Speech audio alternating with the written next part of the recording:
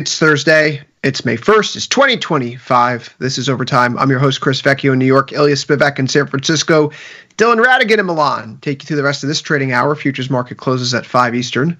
If you're joining us on the platform, on the website, tastylive.com, thanks. Come over to YouTube. Tell us what you're trading, what you think of this market action here today. Amazon earnings out after hours, and they were good-ish. 159 on the EPS versus 136 expected, but of course they have to guide a little bit lower. So the stock here is coming down after hours. S&P 500, as we look to the charts, is now down after hours as well. Amazon here closed at 190, now in at 181. It's about a 5% drop here for the share prices. S&P was trading, can't believe, just about 15 minutes ago, closer to, call it what, 56.50? Now we're at 56.06 and a half. Ilya, it was a confounding day in some regards. You see Buy America early in the session, stocks up, bonds up, dollar up, gold down. As we shake out here into the close, it's not quite there. What do we make of this market ahead of non-farm payrolls tomorrow? Take a look at, let's say, a 1 hour chart of the S&P. Let's say that. So let's just zoom in on yesterday and today and do a little autopsy here. So obviously the GDP report lands on the market. The markets don't like it. Then they stop and think about it. And we basically get back to neutral by the time we arrive at the close. That's that first big green candle. And we arrive at basically dead even. Then you get the Meta and the Microsoft earnings, and they're good. And you get a pop. Does the S&P do anything after that? Not a whole lot. Almost nothing, as a matter of fact. It has one follow-on pop at the cash equity open for people to get their crack at Microsoft and at Meta. And then that's it. We didn't really do anything today. Which brings me to the thing that we talked about yesterday. Which is that if you take this GDP report and you take out of it what is, by any definition, a ridiculous anomaly on imports and inventories because of the front running of the tariffs, and so the investment number is off the charts. The imports number is off the charts. The real story in that GDP report wasn't investment, wasn't imports, because imports on net are less than 5% of GDP, net of exports. It's barely a rounding error. The real contribution to GDP is consumption, 68.5% of GDP in the most recent quarter. And that gives us the slowest growth and the smallest contribution to overall GDP since the second quarter of 2023. So we get the weakest reading on what is the most important part of GDP in almost 2 years. Now, what do we have? Amazon is guiding lower. What is Amazon? Amazon is consumption. The concern here isn't this back and forth tariff nonsense. And yesterday's stock resilience, in my mind, isn't the markets shrugging off recession risk. It's them not wanting to front run Meta and Microsoft. And rightly so, by the way. The markets were rewarded because those releases were, in fact, surprises. They were, in fact, good. And the markets did, in fact, get a lift. We still have Apple that's pending here, yes? So we're going to get another little surprise here at some point, incoming. But when we get the jobs report tomorrow, that stuff will be out of the way. And the markets will have an unvarnished opportunity to bet on the business cycle. And if what we saw in the ISMs today, if what we saw in the revision of S&P Global PMIs, if what we saw in the abysmal jobless claims numbers today, in particular continuing claims, which surged, if all of that lines up to a soft jobs report, and there's no earnings to fear, and there's no month end, and you just have the recession to bet on, very difficult to imagine how these stocks do anything but unravel.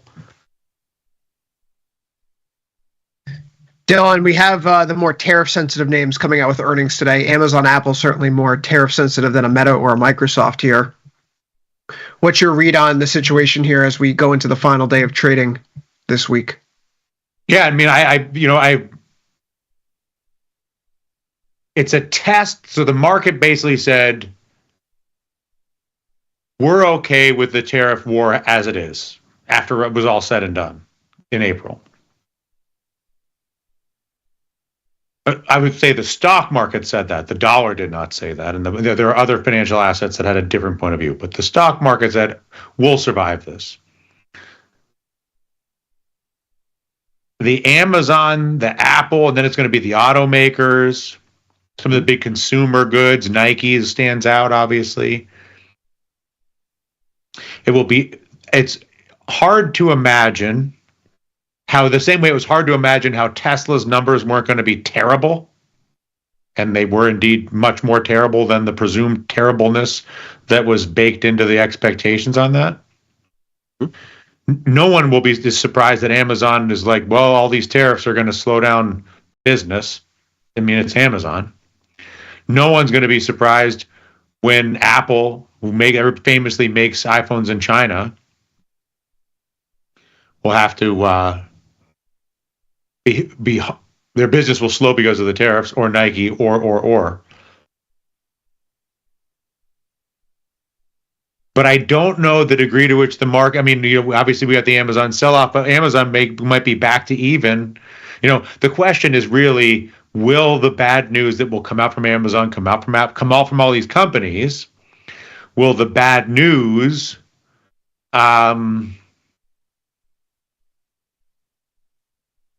be treated the same way it was treated in the Tesla earnings cycle? And I think there's a reasonable case we made for the fact that it will. How could you possibly be surprised if Apple and Amazon tell you that their business will be hurt by the tariff wars? And if you can't, a 2-year-old can figure that out. The only question is order of magnitude, I suppose. And even that's probably easily modeled by somebody who's in the business of modeling businesses. And in fairness, I mean, I think that's absolutely right. But in fairness, Tesla was a special case. Stock is down 30%, and special case by order of magnitude, but not by order of magnitude, but not by ease of assessment. It's just as easy to think that Amazon will be hurt by the tariff war as it is to think that Tesla will be hurt by their CEO lining up with a radical political faction. Yes, but I guess the point I'm trying to make for Tesla is if the negativity for Tesla was so ridiculously acute that it was priced into such dramatic losses in the stock, you don't see those kinds of losses in Amazon. You don't see those kinds of losses in Nike or some such thing. And so when you look at it in relative terms, it was easier to look at Tesla and say, well, how much more weakness could possibly be baked in here? This thing is down almost 30% on the year. Whereas some of these other names aren't, and so maybe they have a harder time digesting it because they have more room. But I mean, I guess that's the point. I mean, everybody. But in fairness, you're right. I mean, it's not complicated. You're shocked that there's tariffs. I think there's been enough discussion of tariffs the last 30 days that if you're a institutional investor in Amazon and Apple and you're not aware of the fact that tariffs might be a factor in the earnings, you probably need to be fired. I mean, I think it really all comes down to what, and I agree with you. I think it all comes down to what we see in the S&P. And in the part of the decline in the S&P that happens before, let's call it Liberation Day. Because there is that first half of the sell-off from mid-February into March. And that part of the sell-off isn't erased. In fact, we've reset basically to where that ended. Essentially, what we've done on every major index is come back to what the level was before Trump pulled out the foam board and scared everybody half to death. So it seems like we've uncoiled the sort of term premium sovereign risk. Oh my God, we're going to melt down the architecture of the global financial system because we are going to somehow irreparably tarnish the faith and credit of the U.S. government with all of this. That part of it, rightly, is over. Because that argument always sounded too extreme. Because even if the U.S. were to absolutely demolish its credit rating, it would still be better than everybody else, because in a world where the U.S. tarnishes its credit rating, it's Armageddon and nobody survives. Because the global financial system just comes undone. So, okay, we've erased that extreme. But what was that mid-February into March move about? It wasn't about tariffs as such, because we knew about the tariffs in November and the markets didn't run. It was about the growth implications of what all of this put together means. So, yes, earnings this, earnings that. And we should know that, and it's obvious. But is that what we care about, or is it where the economy is going? And if tomorrow we get finally, for the first time this week, an unvarnished way to look at the economy without earnings complicating the speculative back and forth, especially when they're big earnings for where all of the market cap is and they're after hours, then this whole thing might not care about earnings ultimately. It might ultimately see an awful NFP number and go, well, what's the Fed going to do next week? And the whole thing just rests on that into the weekend. I mean, was there a world where you want a bad NFP number to give the room to force the Fed to cut next week? Yes, I think there is, and I think this where the market rallies on a bad number, basically. This could be, yes, and so I think the really interesting part about this now is there seems to be a kind of, if you're bearish here, as I am, there is a sort of Goldilocks number for NFP. And it's a number that's weaker, but not so weak that the Fed perceives an emergency. Because if the Fed perceives an emergency, and the surveys leading into this don't perceive an emergency either, in fairness. No. But ISM did report the third consecutive month of contraction in manufacturing employment. Okay, yes, that's bad. Jobless claims were bad, especially continuing claims surging, bad. Okay, but not an emergency. If the number is not like a shock contraction, like suddenly we lose a couple 100,000 jobs, the Fed would probably cut next week. Suddenly. But absent that, I think the Fed still slow walks it because the data fog is still significant. And the markets aren't going to like that. If they get, so the expectation for NFP is 130K. If we end up with like 110 or 100, I don't think the market likes it. Because I don't think it thinks that's enough You know, for like the Fed to lukewarm jump. is worst case, where it's not enough Yeah. room to cut and not like it indicates. So for equities, it's like worst of all worlds. Is it a smile outcome where if it's really bad, it's good for stocks, and if it's really good, it's good for stocks? But if it's a muddling figure, that's kind of my mental framework here. Yeah. If it's really bad, then the market melts down and you get a Fed that steps in, and it's bad for stocks in the short term, but the Fed operating on an emergency basis 3, 6, 12 months out is actually good for equities if history is any guide. Yeah. It's if the muddling through is the recession scenario where the Fed is hands tied still, can't act in May, maybe they act in June, but there's no guarantee. Stocks found an interesting place to turn here today, though. We trade up to They really do. It's that Liberation Day high, the high before the gap. They literally they erase the sovereign kerfuffle, and we're back to we're trading the recession. The sovereign kerfuffle comes after April 2nd, when it looks like the U.S. is going to formally and aggressively extricate itself from the global trading system. Yes. The high for that day in the Nasdaq was 20,044.25.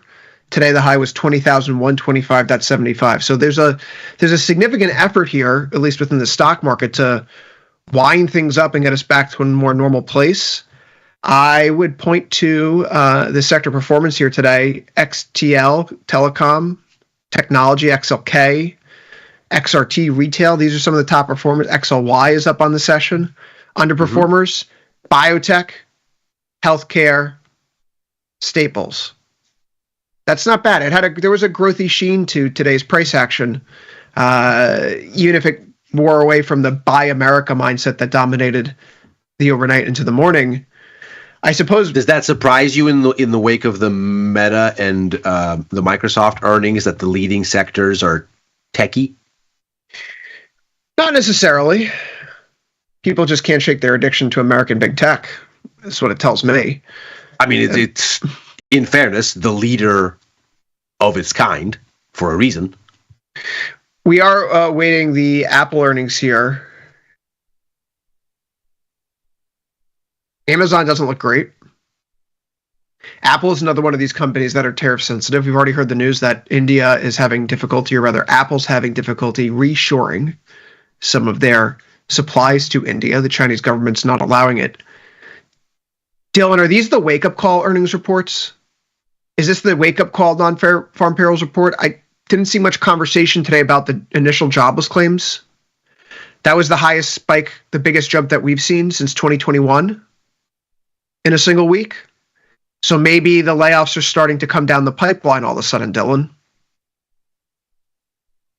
I mean, I guess what's confusing to me is if the market is a discounting mechanism and they've been given all of the information, whether it's the government jobs cuts since Doge took over, or whether it's the slowdown in growth spending from CEOs because of the tariff wars, I just don't see where the room for surprises are. What's Amazon doing right now? Is it coming back? I mean, I just feel like if I'm the CEO of one of these companies, I'm going to be as negative as I can possibly be. Back bet. Like we talked about, and blame it all on tariffs and uncertainty, and then set myself up to surprise everybody to the upside for the rest of the year. But I also feel like that it doesn't surprise me that Amazon has come back from whatever a third or so of its losses in the first 15 minutes, and it won't surprise me. I would be shocked if Apple doesn't come out and say, we expect margin to contract and demand to slow. So it would be shocking if they don't say that. Absolutely. No, how could they not say they that? It would be malpractice. Yeah. And so here's a data not already reflect point. that. How is the stock not already priced to anticipate that? You'd think it would be. Here is a data point or two for you. Government spending in the most recent quarter accounted for 17, percent of GDP, 17.1%. Again, consumption was 68.5. If we look at the sort of the Doji contribution to this thing, government expenditures shaved a big 1/4 of a percentage point from overall GDP. It's barely a rounding error. Nobody cares. This is not a real influence on what's going on. It's the consumption thing. And that consumption is growing at the slowest rate in almost 2 years. That's the kind of thing, in my mind. Again, the market doesn't have to care about my perspective, but in my mind, that's what's scary. And the reason that it's scary is because there's nothing you can do. If consumers lose faith and retrench, and that's what all of this seems to be suggesting, again, going back to mid-February, when the PMIs and the consumer confidence surveys turned. And they turned hard.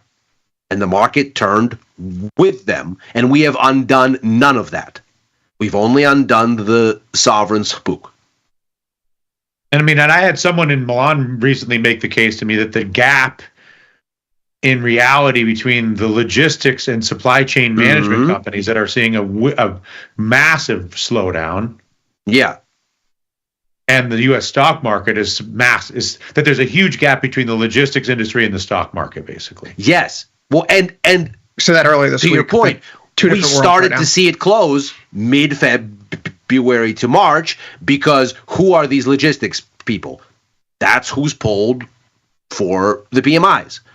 They come out and they go, our job is to think about these things 6 months, 9 months forward, because we need to manage inventories and supply chains and blah, blah, blah, blah, inputs. These are exactly the people. And they ask them, what do you think? And they go, nothing great.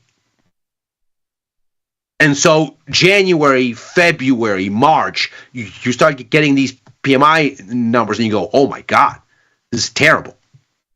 And it's in the service sector, which is worst of all. That shouldn't be impacted by the tariffs directly. That's mostly domestic firms. But the atmospherics is scaring them. And then you look at consumer confidence and it's melting down. This is not the kind of thing that you can paper over with a quick trade deal. But so why do you think, Ilya? Because I mean, I don't disagree with anything you're saying. Yeah. Or, I mean, what you're saying is factual. It's not actually a subject to agreement. But I don't agree. I don't disagree with your emphasis of the priority of those things. You got numbers? Hang on. Not yet. You got Apple? Okay. Not yet. But why do you think the stock market was only down 1% this month in the context of all this? The dollar obviously, because I think they got scared. They had a panic. And then they realized that the panic was unfounded. I think what Liberation Day did for April was just create enormous chaos. And once it was clear that the initial kind of knee-jerk, oh my God, Armageddon sell-off was wrong. Right, but what I'm saying is we're not the only ones that know the logistics, that the unit shipments are in rapid decline. We're not the only ones that know that this is not good for. Here's Apple. Here's something. There they go. No headlines. Not yet. Keep going. But no, you're right. You see what I'm saying? Like, I get the panic. No, you're absolutely right. What I don't get is, why is the stock market basically unchanged for the month of April when for sure logistics and unit shipments? I think that's a bad thing. I think that it's unchanged is a bad thing, because what it tells us is that all of the actual growthy concern, which happens before Liberation Day, none of it is erased. We haven't undone any of the growth concerns, only the panic. Okay, so could I share a chart today that I came across, which I think is perhaps the most important one in the world right now. You're at the steer, good sir. You can do whatever you like. Logistics. Hey-o. Look at that. I didn't even know you had that. Port of Los Angeles. Earlier this week, we talked about how trade was flagging on the West Coast, which is where most of Asian destination trade arrives from. Yes, it is. The week that was referenced was the May 4th to May 10th window that we were starting to see now at the end of April and going into May, a steeper and steeper slide in ships that were expected to arrive in our West Coast ports. This is the Port of Los Angeles, for what it's worth. Yeah. The upcoming week has a 35.9% drop-off in scheduled vessels and overall planned containers coming in. But you know what doesn't? The following week, which was just posted today. This is remarkable. This is really important to me. We were looking at an acceleration of trade declining. For the May 11th to May 17th week now moving forward, year over year, the number of containers that will be coming into the LA port will actually be in positive territory, up 0.84% year over year. Forget the noisy change week over week stuff. Trade is snapping right back.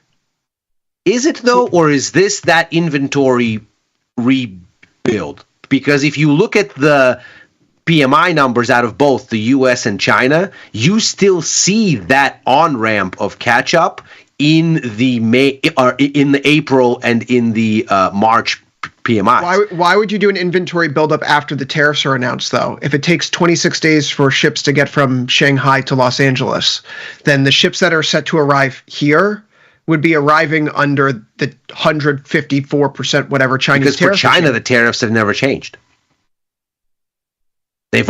China was an exception to this entire thing. You try to squeeze in everything you can while you can.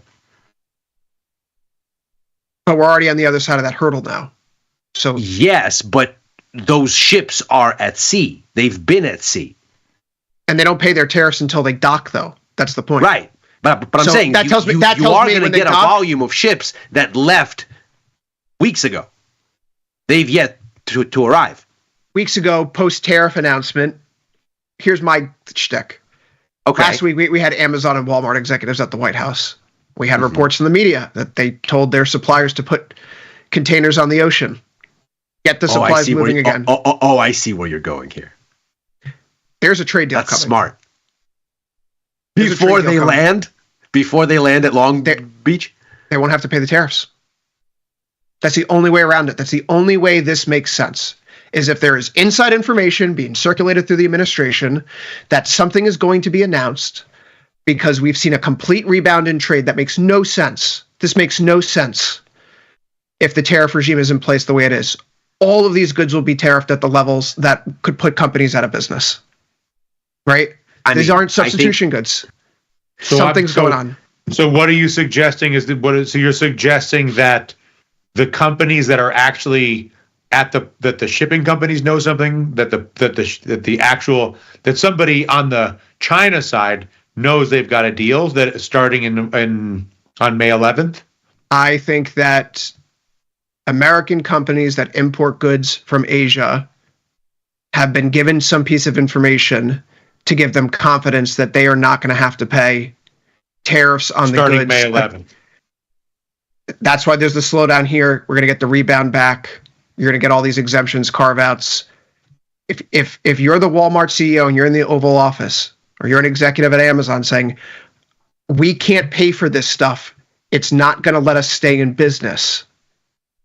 The only way that we can start importing the stuff again is if you can guarantee that the tariffs will be out of place by the time this stuff hits the docks. And Trump says, you have my word. Risky gamble, because if the tariffs aren't removed, all these companies are now going to pay those higher tariff fees, or they're going to get them reimbursed. We've already seen that happen. That happened a few weeks ago. So if that's the case, I mean, would you not then go into an option expiring, let's say, May 17th? A call option expiring May 17th, well out of the money, full madman style, in Amazon, in Apple, in the sensitive, in Nike, in Walmart. To Chris's point, if they get reimbursed. There you go. Rather than the tariffs go away. Sorry, Ilya, let me just cut you off quickly. We do have Apple earnings that are out here. 165 versus 163 expected. Revenues do beat as well. Stock down like Amazon. Do we see strong guidance moving forward? No. There is an authorization of $100 billion of company stock for buyback.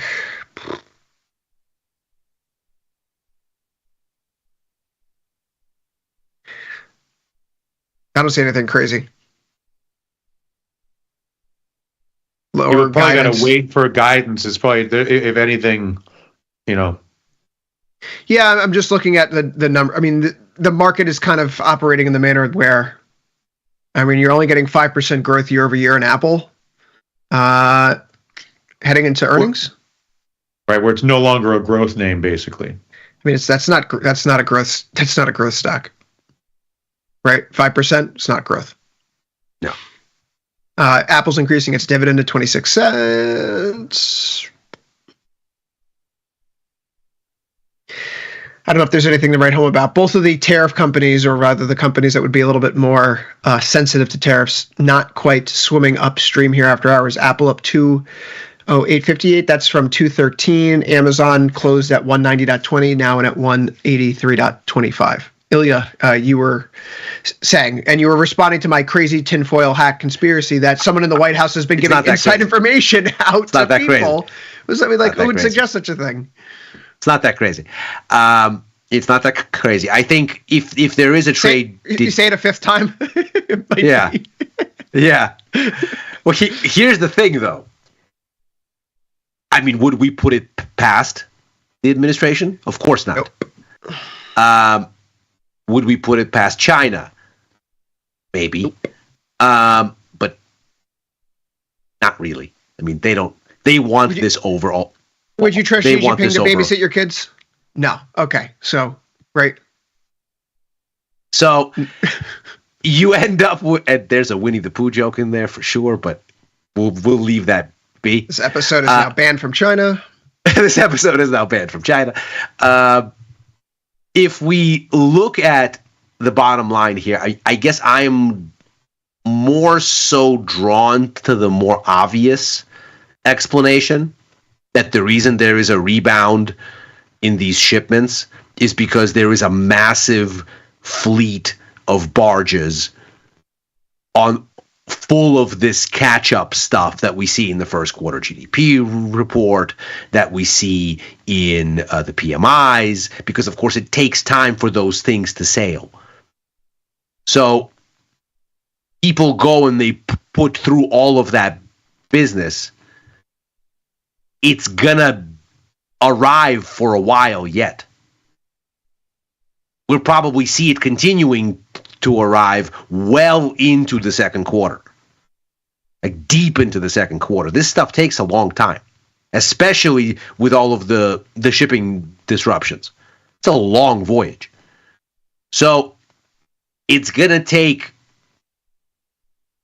a bunch of time for that. And so I'm not naturally drawn to sort of the tinfoil hat perspective here, but also, to give it its due, if there is some sort of an MOU announcement, it'll depend sort of whether there's a cliffhanger baked into it or not. But if it's, to your point, not an undoing of the tariffs, but a reimbursing of the tariffs, how optimistic do we get beyond a 1 day's kind of thing? As you said, we've already seen them have some tariffs reimbursed. Market didn't even sneeze at it. So, those are not the kind of band-aids that address anything. So, and the issue is uncertainty, as we've discussed. So yeah, okay, maybe there is a shock announcement of an MOU. If there is, I completely agree. The markets are going to love it for at least a while. But because then we're all going to skate to the puck of people assuming that if there's a memorandum of understanding for Japan, India, South Korea, pick a country out of the hat, one of the so-called 200 that Trump says he's negotiating with, even though there's only 193.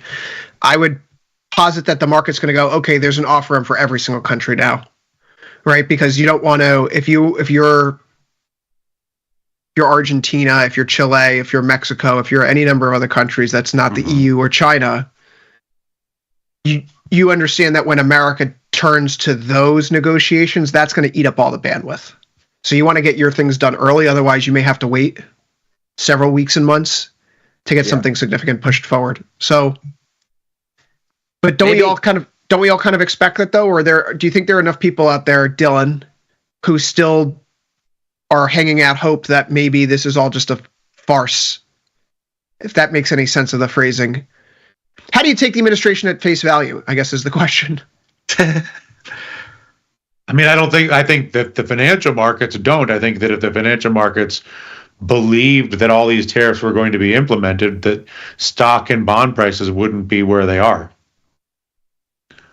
But I think the question is not how do you take the administration at face value. I mean, that is a question. But I think an additional question, I guess, would be how do you take, knowing that you cannot take the administration at face value, how do you how do you discount that, I guess, was really the question. Because you can discount it to, there's going to be a full reversal of fortune at one end, or you can discount it to there's going to be a modest, or some, some varying degree of discounting. Just out of curiosity, is there any obvious winners to the tariff, like Nucor Steel? Is Nucor Steel straight up here, or any of these sort of theoretical prime beneficiaries? Like really. X Steel, United States Steel Corps. That's been pushing up higher here and holding up all year long. I mean, if you're domestic, that's one of the reasons I think why utilities have been holding up all year long. Forget the AI play alongside of this. But if you're a domestic energy producer right now, and we're going to have a lower mix of external inputs, then you have a stranglehold on supply. And you have a more monopolistic position moving forward. Right? And we know the data center demand's moving there. So, I think the winners are the people. If you are a domestic commodity producer, you're fine. If you're a company that produces purely services, you're probably okay, right? Other than you're probably you'd think, except their sentiment is slowing economic activity. Well, that's the thing. You'd think, right? And this is why the PMIs became so scary, and why next week, starting with the service sector ISM, should be a worry, because it's right out the gate on Monday. You'd think the tariffs are a manufacturing side thing because it's goods and not services. And it's the deterioration of service sector confidence in February around what all of this will do to consumption.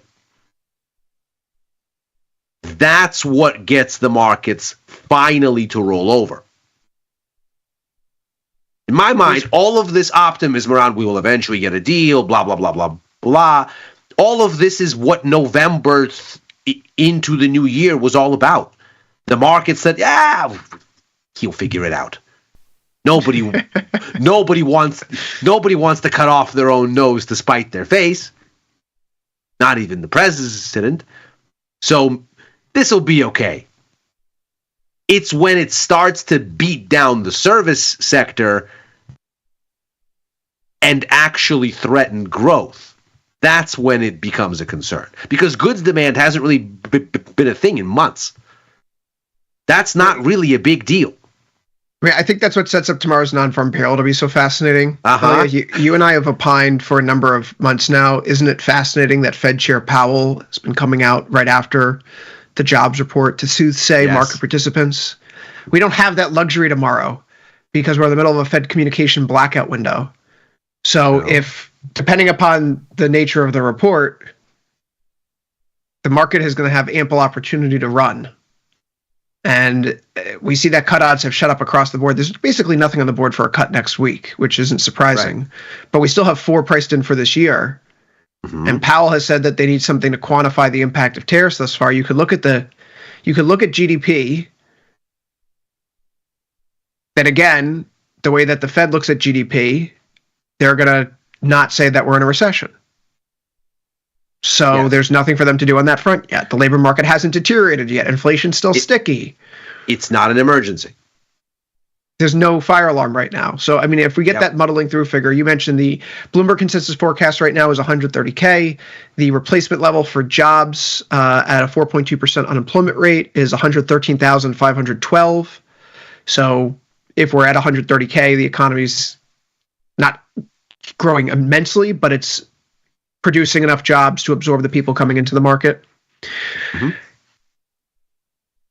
That would be good. I don't know. I think we got to talk about what we screwed up, though. We're doing a lot of jawboning here today. I screwed up in my gold position.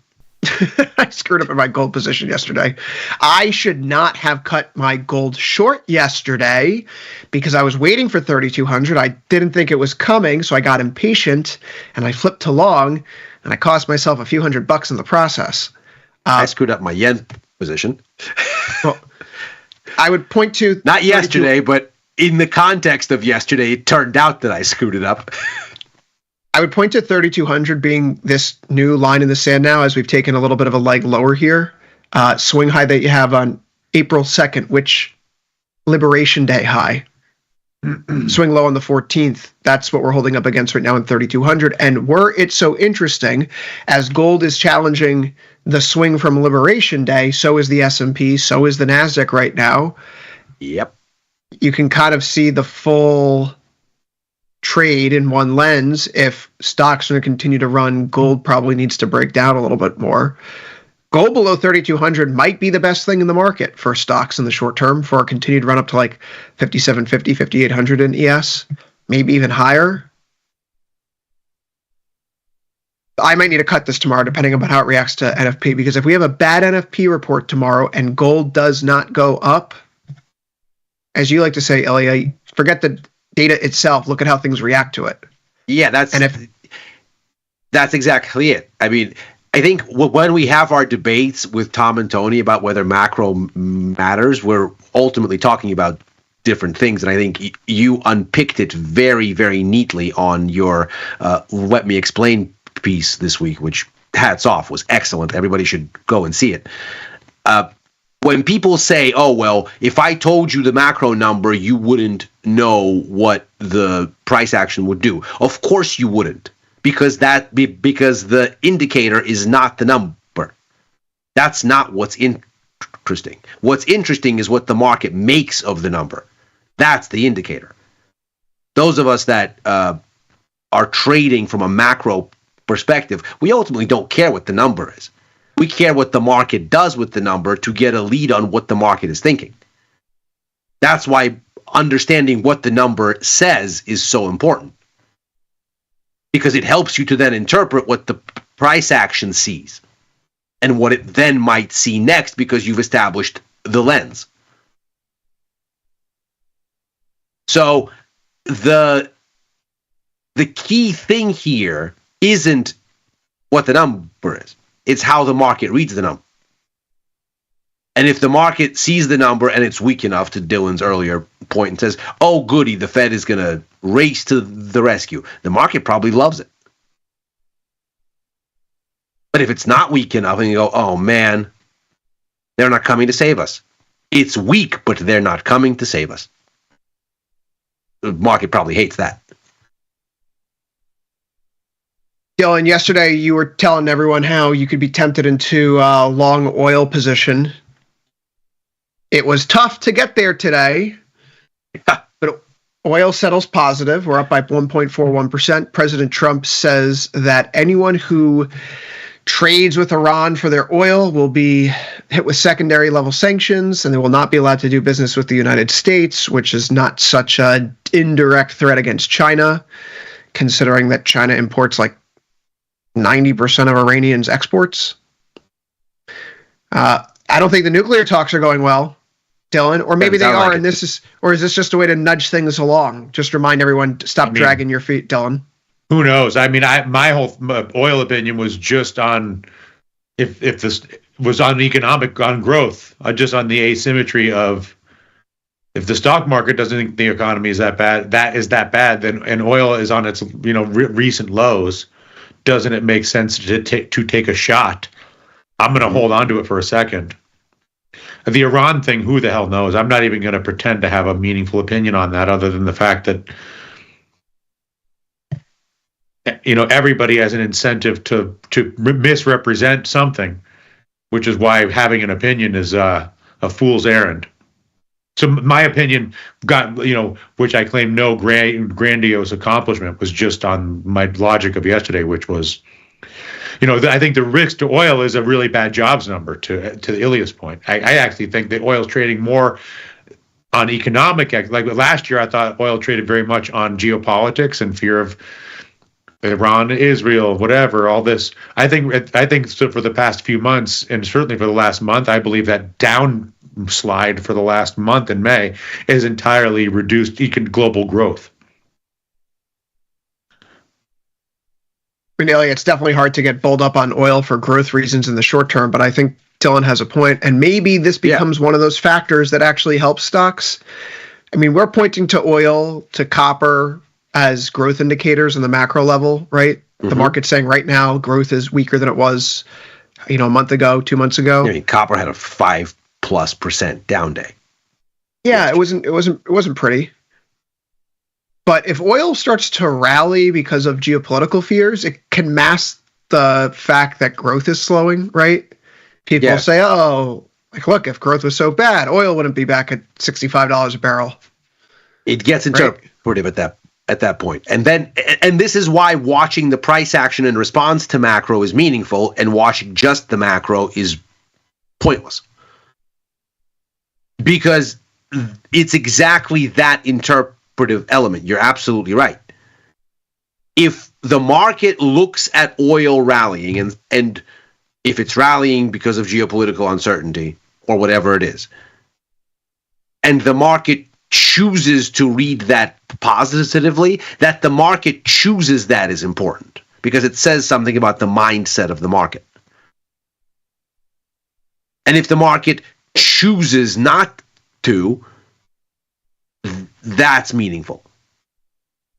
That's why it's important to both follow what the macro is doing and also how the market reads it, so that you can see, okay, well, their reaction function to X is Y. What does that say about where overall risk sentiment is, and how do I then extrapolate that to sort of the universe of assets? That's why yesterday's stocks rebound was so suspect in my mind, because it looked like, we're in front of major Mag 7 earnings.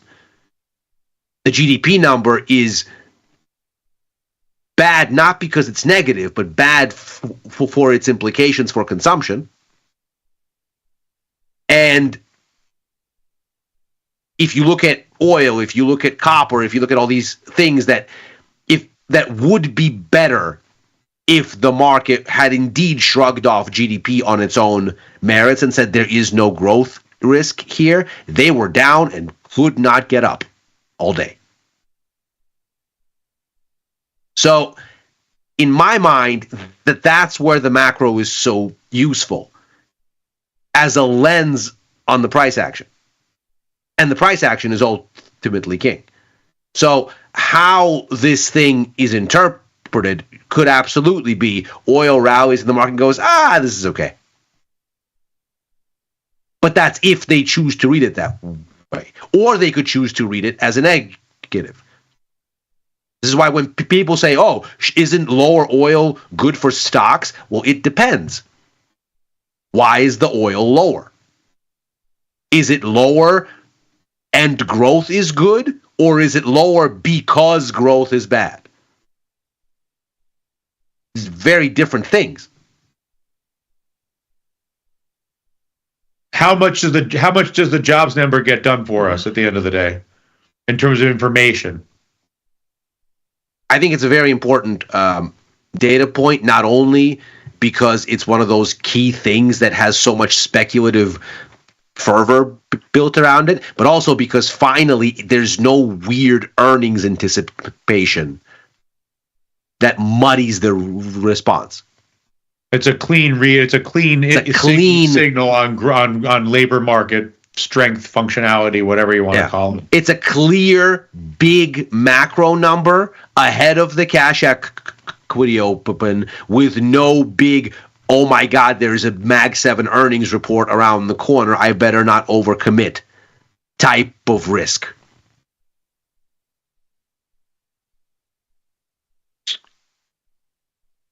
I can't help but think like that. Maybe I'm just being naively optimistic, as is my nature as a permeable, as one might say.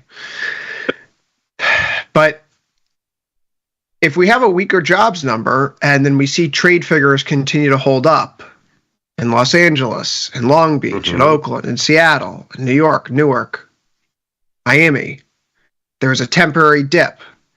And then people have found substitutes. Yeah, the costs are going to be higher, no doubt. But we found substitutes, so it's not a sudden stop to trade. It was just a hiccup. How much do we care about a single month's non-farm payrolls report? There's part of me that thinks like tomorrow could be bad, and it's another day kind of like yesterday where we're down most of the session, and then, all of a sudden we're closing unchanged. Seems to be a theme. Could be. It certainly could be. I don't think there's any reason to think that the markets might just simply say, you know what, ugly number, big leg down, and then, it's Friday. Who knows what he'll say over the weekend?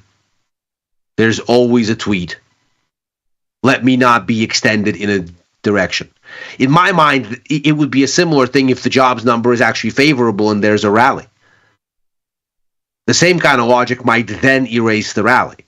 So any kind of deviation in a direction, up or down, by the proximity of the weekend and the heightened weekend risk with which we all now live, because we're all a Truth Social update away from some sort of major thing that you then have to think about at the weekly open on Sunday for the futures market.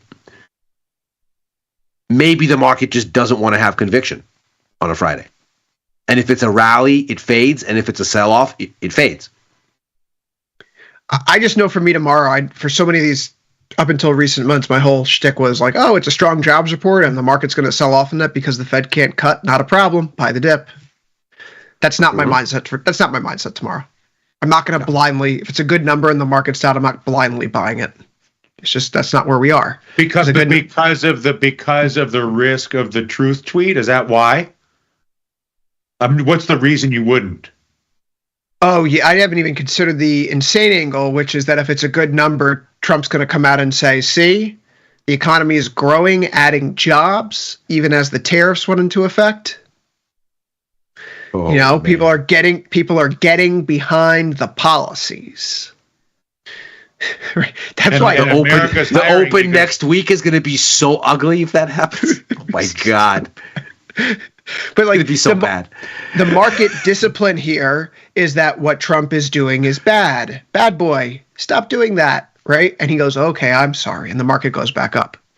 So if the economy starts producing data that reinforces his views, like, the data held up while I started doing this, what I must have been doing wasn't bad, he will then feel emboldened to go out there again. And, quite frankly, we've heard a lot from Navarro and Lutnick the last few days. A little bit less than Besant, it feels like. So I guess the old adage, as Victor's been talking about, like when the S&P is near 5,000, Besant's going to be the guy you pay attention to. When it's up near 54 or 55, you're paying attention to Lutnick and Navarro. Dylan, close us out here for this week, though. Give us something to think about heading into the final day of trading in the weekend. What's the most underrated concern right now that we're not discussing here we've missed out on? I think it's the other way around. I think that it is easy to get spun up on 1,000 concerns, but the market, whether it's a little bit in oil or the levels on equities, or for that matter, the stabilization anyway in the dollar, I think that the action in the market is still surprised to the upside.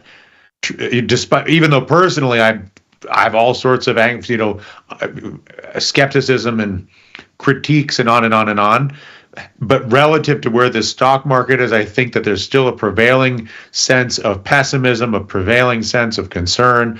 And I believe you're in more of a wall of worry situation than anything else, primarily because I believe the probability of Trump basically backtracking on everything, but while claiming glorious victory at the same time, is the most likely outcome. If I may, we could have a little bit of fun here at the end of the show. Yesterday, I put out a tweet saying that I was working on a new algo to help me sort through some of the president's commentary. I'm trying to figure out when it's a Trump stock market versus a Biden stock market. So I'll be sharing this code. You can message me on Twitter for it. It's just a little indicator that depending upon where the market's going, it will apply little labels to your chart. So now we know that this was all the Biden market in early April, but we're actually in the middle of a Trump market right now because the market's up.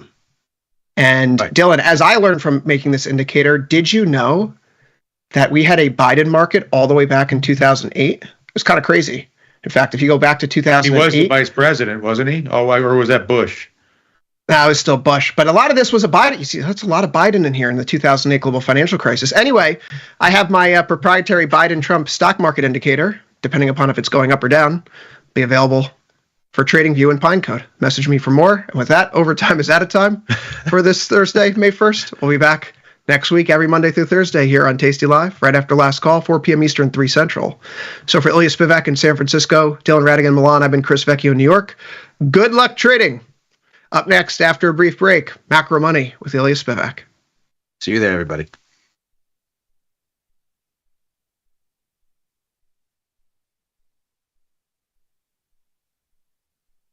If you missed the live show, here's our cherry on top weekly recap. Matt, how about you? What did you get up to last night? Any shenanigans? Watched a little hockey. Watched my pool get filled up with water. That must be exciting. When it goes to each level, what do you do? we have a party. You have a party? A little party. Do you fill it with cold, crisp bottles of Saratoga Springs? No, you use Fiji water, don't you? Evian? No.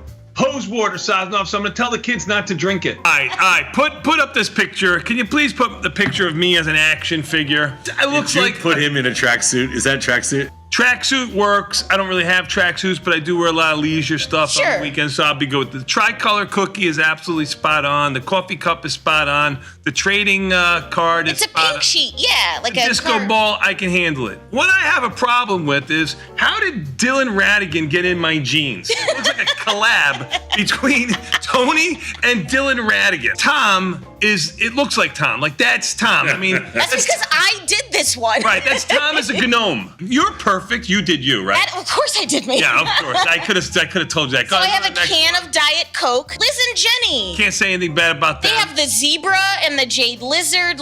Jenny, of course, has a glass of wine. I did Jenny's. And her boat, her sailboat. Yeah. You were very kind. Also, I'm no dummy. I typed in the prompt, make her look younger and slimmer. I did Dr. Jones. So he has the dumbbell, a cold plunge pool, a calculator, and he's Florida man. Jamal, perfect. The basketball, the football, the video games. And the gears, because he's an engineer. Yeah, I did Julia's. Yeah, perfect. She looks She's great. The cat. So the thing, people think it's a chandelier. It's a quantum computer. Mikey Butler's perfect. Yeah, he's got the snowboard, the Chinese takeout, the dumbbell, golf perfect. ball. Mikey must have done Mikey. Let's go next one. Okay, who did my son dirty? It was not me. Okay. It was not me. The same person that did yours did your son's. Okay, they don't like Batista, so that's what I figured from the very beginning. Katie McGurgle's beautiful, perfect. Katie is stunning. She is an icon. She has a Harry Potter wand, cowboy boots. If you haven't seen Katie try to teach Tom how to line dance, it's on our social. And then okay, now I know who did the Batistas. It's Gus.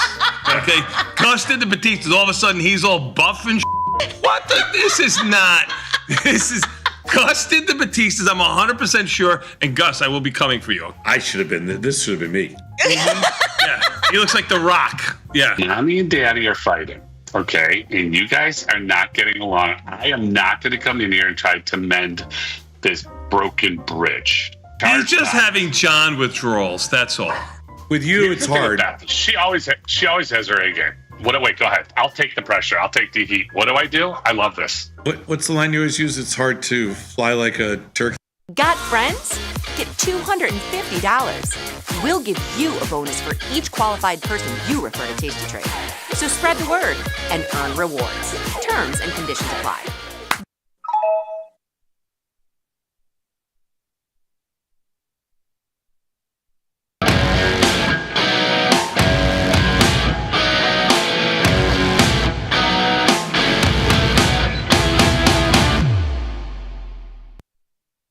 Stock markets definitely liked Microsoft and they definitely liked Meta earnings, but they definitely didn't like Amazon's and they definitely didn't like Apple's. And where are we left with the S&P 500? Well, not very much of anywhere, as macro risk once again appears unvarnished ahead of us.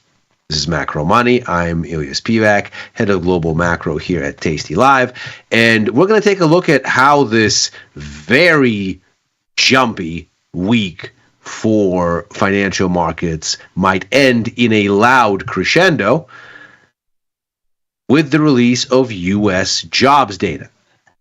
This is a very interesting moment here for the markets. So what we are going to do here is, first and foremost, unpack a little bit, do a little bit of autopsy on the price action over the past 24 hours here, because it is worth looking at exactly what the markets are doing and why they're doing it, and then look ahead to this jobs data and see how that might fit into what could be an explosive end to the week. So let's take a look here at what's going on. This is a chart of the S&P 500 here, the continuous ES contract. It's pointedly not including the overnight action here. If we take a look at what's going on overnight here, we actually do have a little bit of sogginess in the wake of the announcements from Microsoft, or from Amazon rather, and from Apple. Those pieces of guidance were not to the market's liking, and if we look at where we are here on ES, we're down about 0.5%. On NASDAQ, we're down about 0.7%. But the upshot is not dissimilar from what we're looking at here. And what we find is that the markets over the past 48 hours, essentially, have erased what was the post-Liberation Day kerfuffle. So if this part of the market decline from mid to late February and into the beginning to middle of March was about business and consumer confidence surveys starting to show that worries about implementation of fiscal policy, mainly the tariffs, of course, has become a dampener on economic activity, then this right here, this wild gap and the subsequent panic sell-off, was that Liberation Day announcement that basically suggested initially at first blush that the U.S. was determined to wholly take apart the post-war trading order, post-World War II trading order that it itself engineered and built. And that, of course, raised all kinds of existential level concerns. And since then, when we started to walk that back with the pause in the sort of most biting part of the reciprocal tariffs, everything above 10%, it looked like the market unclenched. There was a secondary fear around maybe the president would move to try to extrajudicially fire Jerome Powell, the chairman of the Fed. That unclenched once the president dismissed that he was intending to do that. And we seem to have come out of whatever this kind of hair on fire episode was. And where we've been left is a very interesting spot because we are right back to where we were before Liberation Day and back into a mode where the decline was driven by a view of the business cycle. And the concern was that what this fiscal policy fog will do, and was already doing, was hampering economic activity, and what that would mean is recession. We got a preview of this yesterday. You can see it in this seesaw here. At one point, the S&P was down 2.2%. That's this long wick right here. And you can see where that long wick is. This is now a 15-minute chart of the price action. Again, it doesn't show this sell-off that we're now seeing around the Amazon and Apple earnings. But what you see is here's U.S. GDP data that comes out yesterday. And here's where the Microsoft and Meta earnings come out. And they're obviously greeted with positivity. This GDP number is clearly something that gives the market indigestion. It spikes lower, but then resets to basically unchanged. That's this green bar here. Into the close before these announcements. And of course, investors are rewarded for not wanting to lean in on the downside with this event risk ahead of them, as we argued yesterday, because ultimately the numbers are something that turns out relatively good. And there's a pop. But do we actually go anywhere since then? Not really. We get a little bit of a sign of life around the cash equity open, but that's really it. Ultimately, the markets don't do anything with this other than the one-off response to the event risk. And if now Microsoft and Meta and Amazon and Apple, if all of these names are now out of the way, and now the next thing that we need to think about is macro data and the business cycle in isolation, well then what have we set us up for? Tomorrow's earnings offerings are not these mega cap names. Exxon, Chevron, Cigna, Apollo. These are kind of the big announcements tomorrow. And all of them are due in the AM, so there's no big after close PM risk. So as we consider then what comes next,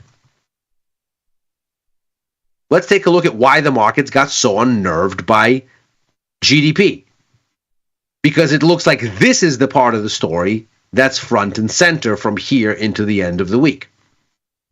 Well, we saw that GDP contracted, down for the first time in 3 years. The last time was in the first quarter of 2022. That was a decline of 1%. This was a decline that was more modest, 0.3%. But of course, it surprised. The expectation was that we'd get the same magnitude, but on the upside, that we'd get a 0.3% increase. That's not what we ended up with, clearly. And the market didn't like that it was negative, sure. And then, as we saw, we got this bounce. And to be sure, there is a lot to be said, again, in my opinion, for not wanting to have directional conviction before these big announcements. But you certainly heard a lot made of the argument that this is not really as bad as it is, and flagged the internals of the report. And rightly so. You take a look at those internals, we can see here that a huge detractor to GDP came from a surge in imports.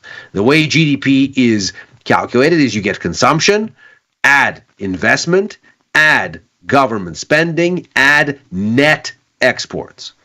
That is exports minus imports. And clearly, this dramatic surge in imports made the net exports component here, green part minus the brown, a huge downward influence. If we consider, by the way, the downward influence from the Doge government spending cuts is barely a sliver, about a quarter of a percentage point of overall GDP. But this imports downdraft, it's a huge influence. And it is offset to some extent by a giant jump in investment. So what is this all about? Well, quite clearly, as the PMIs both from the US and China have been telling us for months, there has been a rapid attempt to front-run the tariffs. Because anybody that's been paying attention since November at the absolute latest knows that the Trump administration had tariffs on the menu. People didn't know what kind of tariffs, how they'd get rolled out. But tariffs were a huge part of the president's campaign. So when he won in November, one might surmise that everybody rightly knew that the tariffs were coming. And businesses, reasonably enough, rushed to stock up inventories at the lower rates as quickly as they could. And even though the tariffs, in particular facing China, didn't get much of an unclenching, we nevertheless have had a gradual increase in them. So it has paid for months to buy as much as one can from China because tariffs on it have only gone up. So any purchases made between now and, let's say, the beginning of the year, all of them have faced incrementally higher tariffs the longer you waited.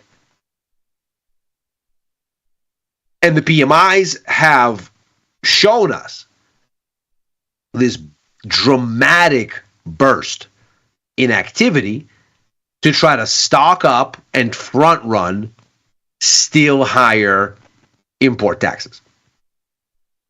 And you see it here in spades with this dramatic surge in imports, but also this dramatic surge in investment, because what this shows you is the buildup of inventories that this surge is feeding. And what all of this then suggests is, well, look, we have this giant thing from imports, we have a giant thing from investment. None of them look anything like any of the recent past. All of this is noise, and the imports are clearly outweighing everything. This is not a GDP number to worry about. Makes sense that markets shrugged it off. Okay, maybe so. But that's hardly the story in these GDP numbers. Take all of this noise aside and look to consumption. Why consumption? Well, because when we look at the breakdown of GDP going all the way back, all the way to the start of the post-war period here. This is 1950 here. Consumption hovers somewhere between 60 and 80% of GDP. Government spending, down here. Not even 20%. Never mind exports and imports, which barely register. When you net them out, they come out to a contribution of less than 4.5% of the overall. And what do you see on consumption? On consumption, you see the smallest contribution to overall GDP since back here, the second quarter of 2023. So what we end up with is, for the biggest component of GDP growth, 68.5% of it, we have the weakest contribution in almost 2 years. Looked at in terms of growth rates, we can see exports are meager, but imports absolutely surge in terms of their growth. Inventories surge in terms of their growth. Consumption is the weakest annualized growth rate, again, in almost 2 years. That's the real story in these GDP numbers. And if we are, in fact, going back to a market that's more concerned with growth than it is with some sort of a sovereign kerfuffle, well, then it's important to note that none of the growth concern here has been undone. All we've done is had a panic and then come to our senses. But the GDP numbers are telling us that what inspired this is very much afoot and has now been confirmed in hard data. Which, of course, brings us to the major event risk in front of investors now, with no earnings fog to distract them. And that's the US NFP report. The expectation is that the economy is going to add 130,000 jobs in April. That'll be a little bit of a climb down from the 228,000 that it added in the prior month. The unemployment rate is seen holding unchanged at 4.2%. If we look at the way U.S. economic data has performed relative to forecasts, the data from Citigroup here that we like to follow, it suggests that we are underneath this zero line here, which implies that U.S. data is tending to undershoot, albeit not by a huge margin, but to undershoot relative to expectations. And that, to some extent, sets the stage for a downside surprise, because it implies that economists' models of the economy are giving them forecasts that are tending to be rosier than reality is validating at this moment. And because of that, whatever forecast we have on the board, in this case 130,000 jobs added, might well fall into the pattern. Now, there is a bunch of incidental data, not even including the disappointing jobs report from ADP this week, which is a very inconsistent sort of lead for NFP. We do have a bunch of leading data that would suggest that indeed there is weakness to be seen in the jobs market. First of all, we get the ISM manufacturing survey, and of course this operates as PMIs do, with a center line at 50, where that's neutral. Above 50 is growth. Below 50 is contraction. The further you go above 50, the faster the growth. The further you go below 50, the faster the contraction. So what we see is a second consecutive month of contraction. We see the pace of contraction accelerates. So this most recent yellow bar is both lower and longer than the one before it. Moreover, new orders shrinking and employment shrinking for a third month.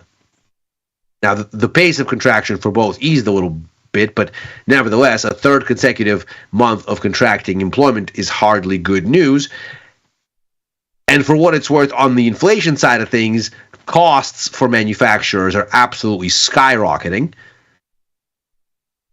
and started to move up at a higher rate in this survey. But for us, with NFP in front of us, the key is the employment side of things. And the main takeaway here is that for a third consecutive month, manufacturing employment fell. We likewise see from a separate PMI survey that was finalized today from S&P Global, the worst manufacturing job creation figures in 7 months. So there is, in fact, some indication that April was a bad month for jobs growth. It's not dissimilar from the picture we get in jobless claims figures. And perhaps most worryingly, not only do we get a pop in initial claims, so new applications for unemployment benefits, that's already something of an issue, but it's hardly the main or the scariest. The bigger issue is this jump in continuing claims. In fact, continuing claims here actually end up at the highest level since November of 2021. And that tells a very worrying story, because what that implies is not only are people being laid off, but there has been a level change in how quickly they are able to find new work. And what this surge implies is that they are increasingly struggling to find it.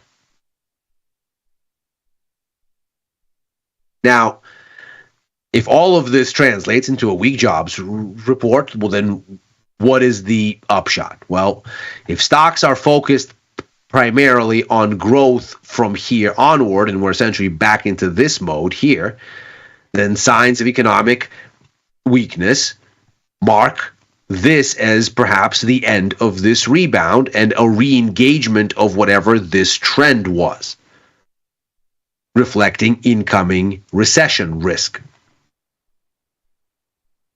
It also probably means that the markets are going to start to hope that next week the Fed is going to do something about this, and perhaps end up in more dovish Fed policy expectations. As it stands here, the markets are pricing in 128 basis points in rate cuts between this year and next, and we can see they're front-loaded here. 86 basis points expected for this year. That's at least 3 rate cuts, with about a 50-50 shot at a fourth. Next year, we're looking at least 1 cut, but with a heavy probability towards 2. 42 basis points out of 50 basis points, that would be 2 cuts baked in. At 128 basis points total, that gives us 5 cuts. So 1 extra than the Fed has been projecting in December and in March. And so the market is already somewhat tilted to a more dovish direction. And the question would be, if the jobs numbers disappoint, how much do they disappoint by, and does that change the Fed's calculus? Because the Fed has been resistant to doing anything quickly, largely around the same kind of uncertainty that businesses and consumers feel vis-a-vis the tariffs. The Fed does not want to make a decision amid so much uncertainty, because its decisions are longer lasting, have significant runway after they are made. It can take between 12 to 18 months for a single Fed policy change to be fully absorbed into the economy. So what we're looking at then is a kind of U-shaped response function to what the number might be. If the number is abysmally bad, if it's shockingly negative or some such thing, one might reason that the Fed would then be seen as likely to perceive an emergency, could cut rates as soon as next week, if that kind of an emergency were on the table. Likewise, if the markets were to get a positive surprise, well, then perhaps the markets would go, you know what, there really isn't a growth scare here, and there's not much to get all upset about. Yes, the numbers are hot. Yes, that probably means the Fed isn't going to be in a hurry to cut, but that's all fine because the growth scare doesn't have much teeth in it. Let's wait and see. But if the numbers are soggy, and if they're, as we suspect, lower than expected, but not terribly so, well, then you get the worst of all worlds. Because then the Fed is not in a hurry to cut, but the cyclical risk is very much afoot. And the response then may well be a pricing in of more easing later downwind, which could mean, aside from a stock sell-off, that this pullback in the long end of the bond structure, this is the 30-year note, finds itself some support around this inflection point near 115 and begins the next leg higher. So the upshot could well be weaker stocks, lower yields, stronger bonds, and against that backdrop, perhaps a weaker dollar. And that is macro money for today. We are here Monday through Thursday, so this is our last show for the week. We'll be back next week, of course. I am likewise on Futures Power Hour, both tomorrow, Fridays, and Mondays, on the Price of Truth with Victor Jones on Tuesdays, as well as with Victor and Tom for First Call on Sundays, writing for the news and insights portion of tastylive.com, and opining sporadically at Ilya Spivak on the platform formerly known as Twitter and on Blue Sky. If you're watching on YouTube, like and subscribe. Macro Money, we'll see you next week. Good luck.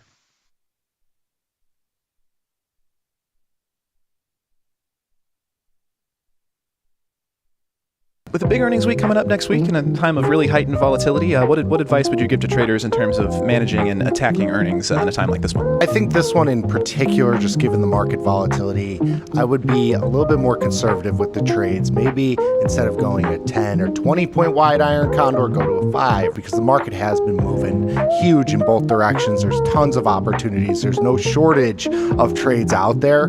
I think earnings trades should be kind of pushed to the back burner in terms of your risk parameters. What type of specific criteria do you look for in an earnings trade, and does that change in a time like right now? Well, the main criteria is, of course, volatility, but you've got high volatility everywhere, so you'll have no shortage of high volatility to trade. I would say maybe going a little bit further out in time this time around, going into the May or the June monthly cycle as opposed to the weekly expirations, just to make it a little bit less volatile from a P&L standpoint for your positions. Hi, I'm the Bat, man of the people. We've recently switched this lady's normal morning show to Tasty Live. Let's see if she notices. I'm just joking around a bit, but our Tasty brand is expanding. Our free 10 hours of daily programming will now be known as Tasty Live.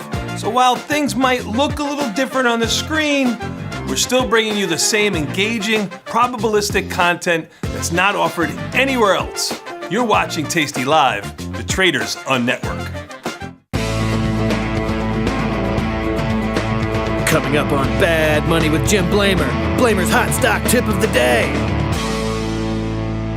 Trade ideas? Trade ideas? You're coming to me for trade ideas? I'll give you a trade idea. Trade me for tastytrade.com. Those guys are great. I love those guys.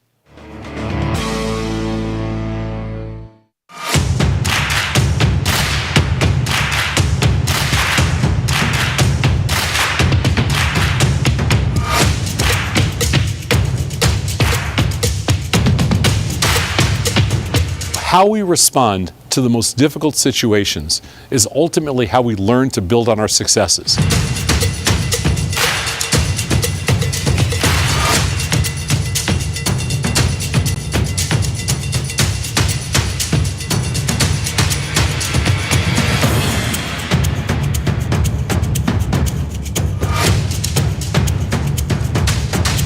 takes the guesswork out of retail trading.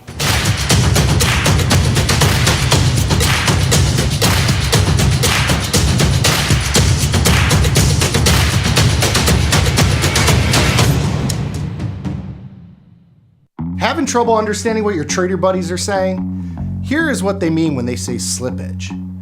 Every business has costs.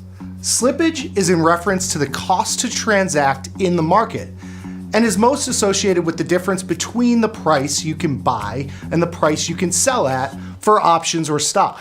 If you can buy at $1 and sell at 99 cents, you have 1 penny of slippage. If you can buy at $1 but sell at 90 cents, you have 10 cents of slippage. The more slippage between the prices, the more likely it is to lose out on value when opening and closing positions. This adds up over time. That is why liquidity is so important.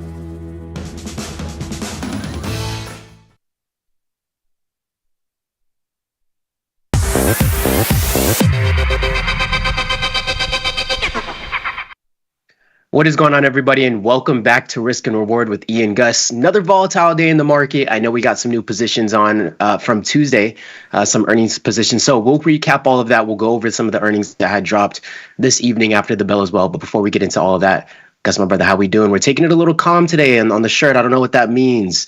Is that red? It's red. Yeah. It's okay. This is it's actually a Tiger Woods brand red shirt. My dad passed this on to me sometime.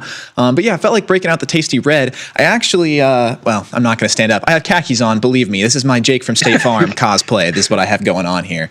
With my red polo and khakis, but no, doing good. As you said, yeah, nice volatile day. This Mag 7 earnings season has brought the volatility that was promised. Up after close today, down after close, up after close yesterday, down after close today a little bit. It's an interesting one. We'll get in and break it all down, obviously, but yeah, been making some money, been taking some profits on some of these shares, and yeah, feeling good. Love to hear. Yeah, we'll go over all those things. Love that things are going well on your end over there as well. Again, we'll get into all of it, but I know that meta position that we all talked about on Tuesday played out really well for you after earnings today too. So we'll touch on all of those things. Is the torch being passed though, Gus? I got to ask, is the torch being passed? The Wolves knocked out the Lakers last night in 5. And I just got to ask, one last time, it seems like the torch is being passed. Anthony Edwards is an absolute dog. So I wasn't sure if you were insinuating, is that the torch being passed with the color red today? Like, what does that mean? What's that insinuating? You think there's some deeper artistic and poetic reason to the red shirt? I mean, based off of based off of some of the shirts that you do wear sometimes, is there a deeper meaning? There could be, but no, nonetheless, though, Ant really got the Lakers in 5, a gentleman's sweep, if you will. But I don't know how I feel about that. I'm all for my Nuggets, and I think we'll do really well. Hopefully, maybe it'll be the Wolves and the Nuggets in the West. But it's always a fun time around the season. We got March Madness, and then we're right into the NBA playoffs. So, is there any type of correlation on these positions? I don't know. Some days it feels like it. Some days not really. But I don't know. Should we be going long every time the Lakers lose? Did we miss the boat on this? I have not tracked any statistics. Got to hit up Dr. Data on that one. Appreciate all the compliments on my shirt and chat here. You guys are making me laugh. It does certainly accentuate the red and the mustache. You got a point there. Looks like Gus is about to sell me something. What I'm about to sell you is State Farm Insurance, brother. Call me anytime. Like a good neighbor, I'm You're here. In good hands. So yeah, but you guys got me laughing. I do think the torch is being passed to some degree. Anthony Edwards, certainly a strong contender for the future face of the league. I think he's funny and lively and upbeat, and he's still so young and doing all these things. So, I think that's certainly a very real possibility. I saw a very funny video of him just walking the streets of LA, like talking shit to people last night after the game.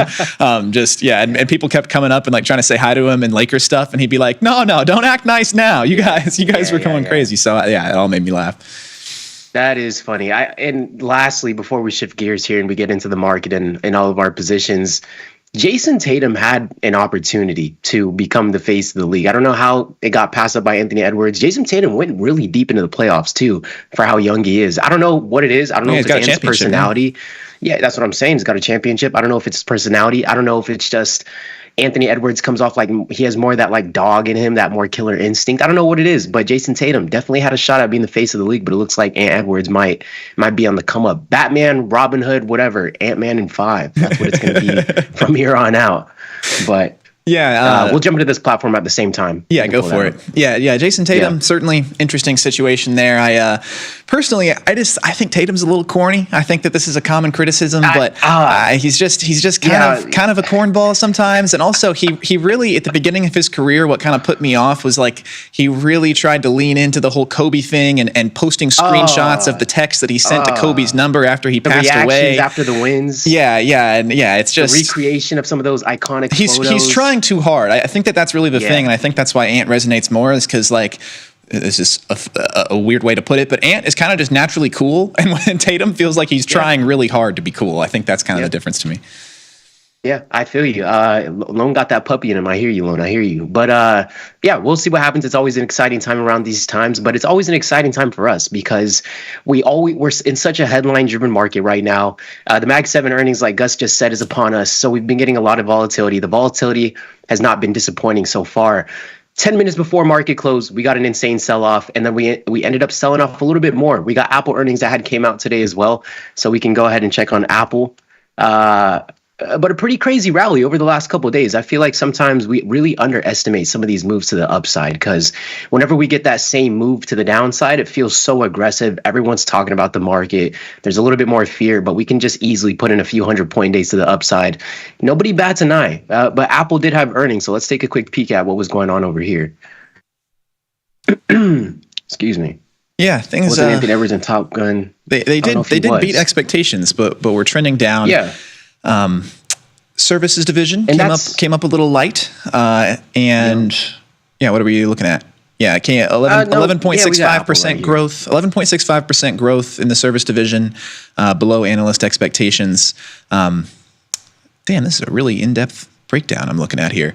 iPad revenue here. Let's run through everything real quick. All right, EPS beat estimates by 2 cents. Revenue beat by about $1 billion. iPhone revenue beat by $1 billion on the nose. Mac revenue, 0.2 billion, beat.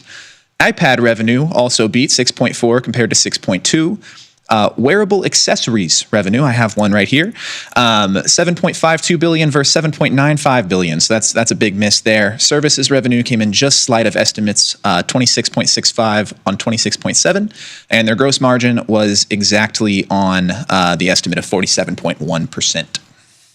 Okay, it's looking like it's having a negative reaction, and that is just the story of earnings right there. I mean, you can beat earnings, you can have a great EPS, your revenue can be looking great, and you can still get a downsized move in something like Apple. So that is the story of earnings. Nonetheless, I know yesterday Gus did put a position on in the Meta earnings, and Meta had a pretty big day to the upside yesterday. One thing I was really surprised about, I don't know about you, Gus. We saw the big move coming. We knew we were probably going to have a gap up into the next day because it put in that directional move like right after market close. But I mean, it held all of those gains overnight into the next market open. And I mean, we even kept rallying a little bit more to the upside. So that did catch me off guard a little bit. I was able to take advantage of that Microsoft position. I know you were able to take advantage of that Meta position.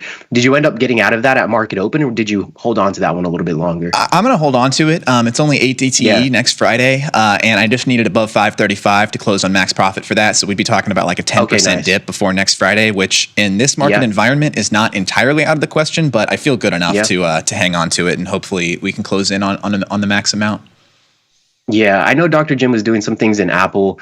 I know he was getting short in Apple too, so I know he was able to take advantage of that downsized move. You weren't doing anything else in other underlyings, or did you get involved with some other earnings this evening too, or anything end of week? Nothing end of week this week. I have Meta going off end of week next week, and that's it there. But I do have two 15 DTEs here. I have an IWM and then the Victoria's Secret Risk of the Week, which was the one previous to this past Tuesday, right. Which is going swimmingly, actually. It's appreciated nicely. I bought This vertical just needed to close above 15 on May 16th at about $16. We're over 19 already. It's had quite a nice little run up over the past 3 days. So yeah, feeling very comfortable there. But those are my only things inside 21. And then I also opened a small position on yin today, which is the long, it's 3x long China ETF. So that'll be 21 DTE tomorrow, but needed over 27 in 22 days. And that is based on some data that the wonderful Christopher Vecchio provided us with earlier today, that there has been a sharp uptick all of a sudden in shipments from China to the port of LA in book shipments, which means that there might be some information leaking out there that a trade deal could be reached in the next 2 weeks. So I have a small position there, but a fun little lotto, because if that news breaks, I think yen will be flying. I know lastly I wanted to just ask you about was VIX. You're not doing anything in VIX, right? It's looking like we could be stirring the pot for a potential expansion in VIX sometime soon. Yeah, I was actually thinking the same thing. I was just eyeing this today. I joked earlier this week, if VIX gets to 20, you kind of should just blindly go long at this point in this environment right now. So we're getting close to that point, but yeah, it does definitely look primed for something to happen. I don't have anything on just yet. Not afraid to trade it. I'll maybe analyze that tomorrow and maybe get something on. But yeah, not entirely sure. I don't know though. I mean, am I sure that there's going to be some kind of volatility event that happens in the next 60 days? Like I am. So it might be wise to just kind of always have some shorter dated leaps, I suppose, going on with this one. Yeah, no, I hear you completely. VIX down over the last few days. Again, market selling off into the close with an extended potential gap down into tomorrow because of some of those earnings that might be pulling the market down. So we'll see what we get on that end. As for my portfolio, at least we got that SPY position on, getting hammered in that one. We still have until June 20th. So I mean, we got 2 months.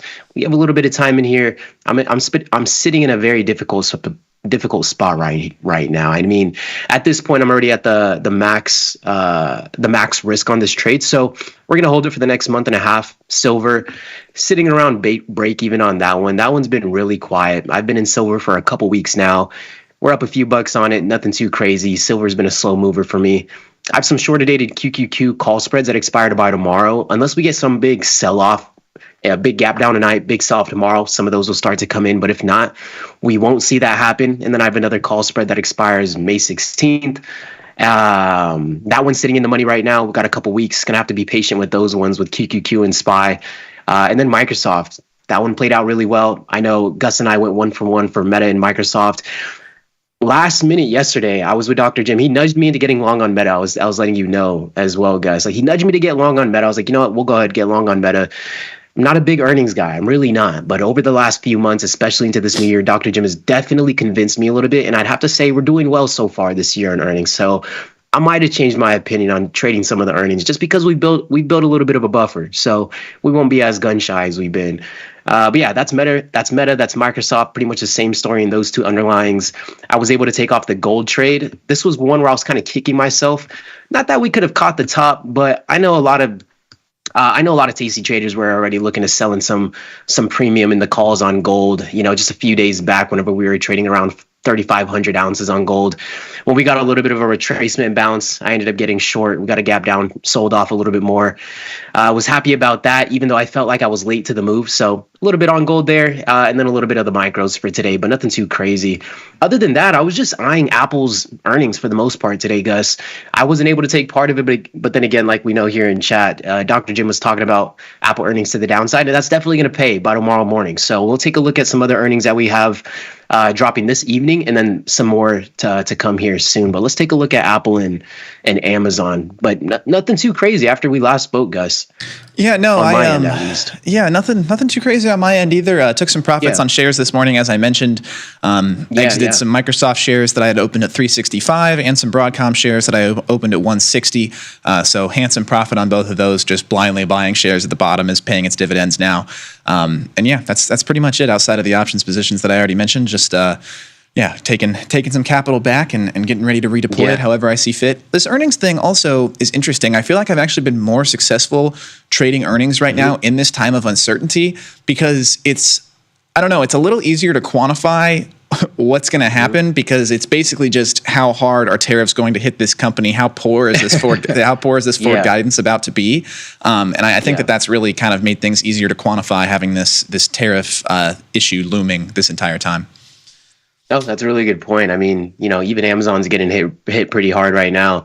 I was really curious about Apple. Was that something going through your mind a little bit too? I know there was a lot of conversations around Apple, tariffs, iPhones. I mean, iPhone is probably one of the most common cellular devices we use in the US that's produced in China. A lot of conversations on how much is the iPhone going to cost if we stop producing it from China too. So a lot of those conversations are going through my head in terms of tariffs and how these companies are going to be affected. But Apple's getting hit right now. Apple's getting slammed.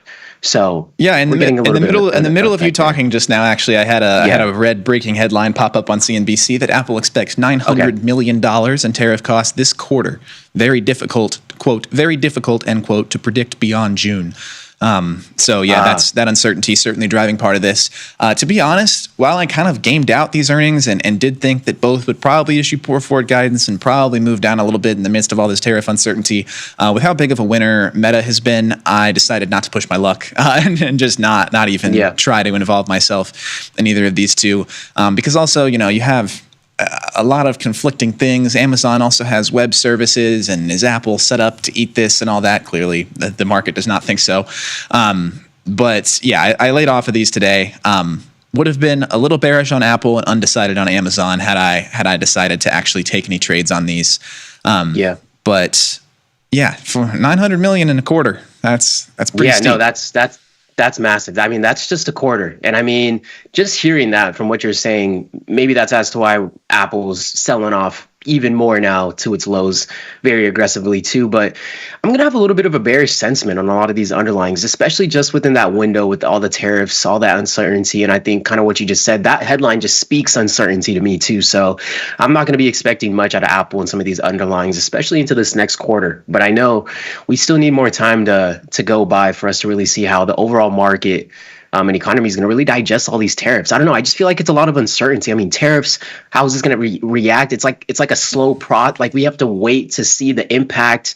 It's a lot of sitting. It's a lot of patiently enduring the uncertainty. So that's where I'm at on that, Gus. Yeah, you're absolutely right. And I mean, I think, and I've said this before, what this 90-day date is still looming. The market is like beginning to act as though we are through this tariff uncertainty, and we most certainly are not. These trade deals are getting fired off. The White House says they're negotiating with 100 and some odd countries all at the same time.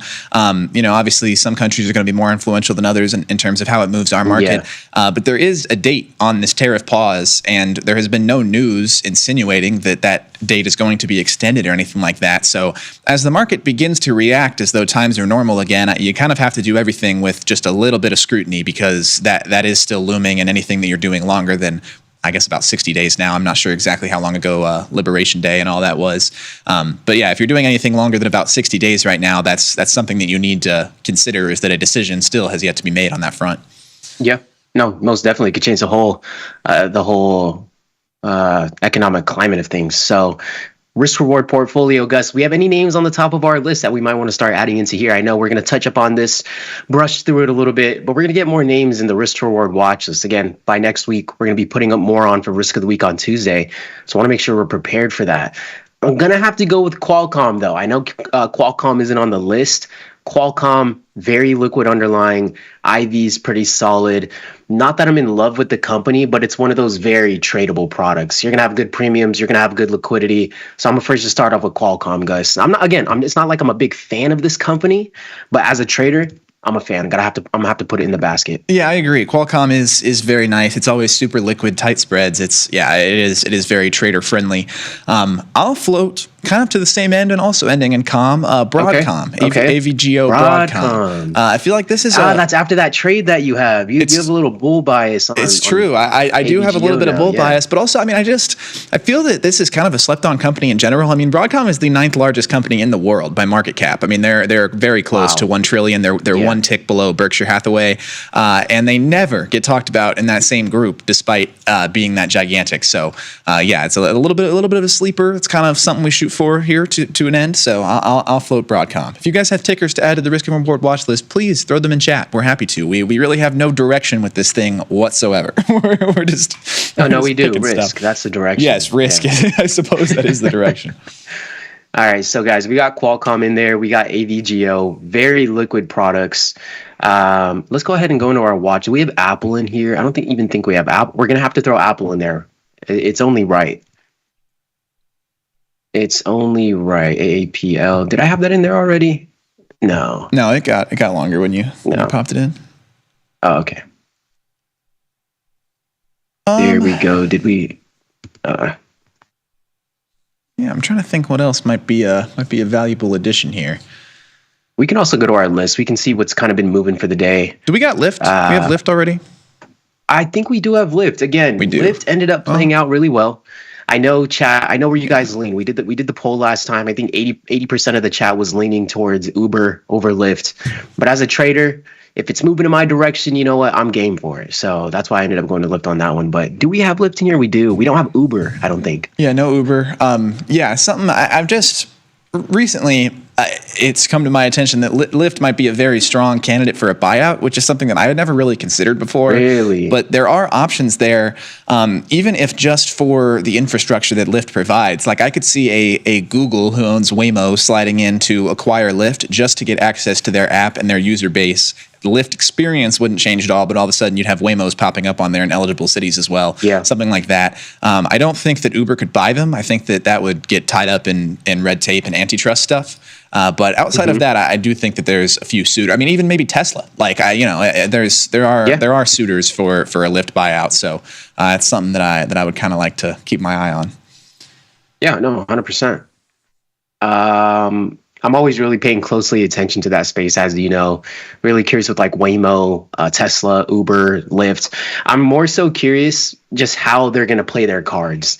I'm not even more like on the investor side, like which one I want more. I'm more so just like, this is going to be interesting to see how these companies play their cards with self-driving, players like Tesla, Lyft, Uber, Waymo, all those guys. So we'll see how some things play out.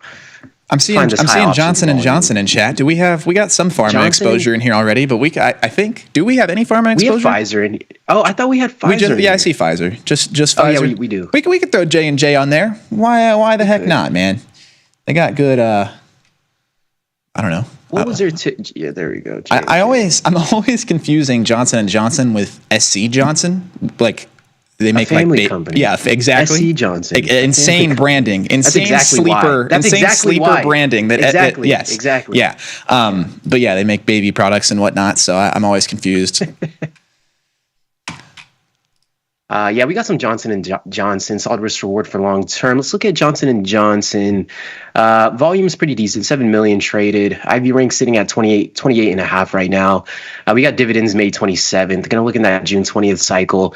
Not the most insane volatility. Probably might lean something more undefined risk in something like Johnson & Johnson, because you're not going to pick up too much premium, but you can justify something in the undefined risk category over there. Can you name any of the Johnsons?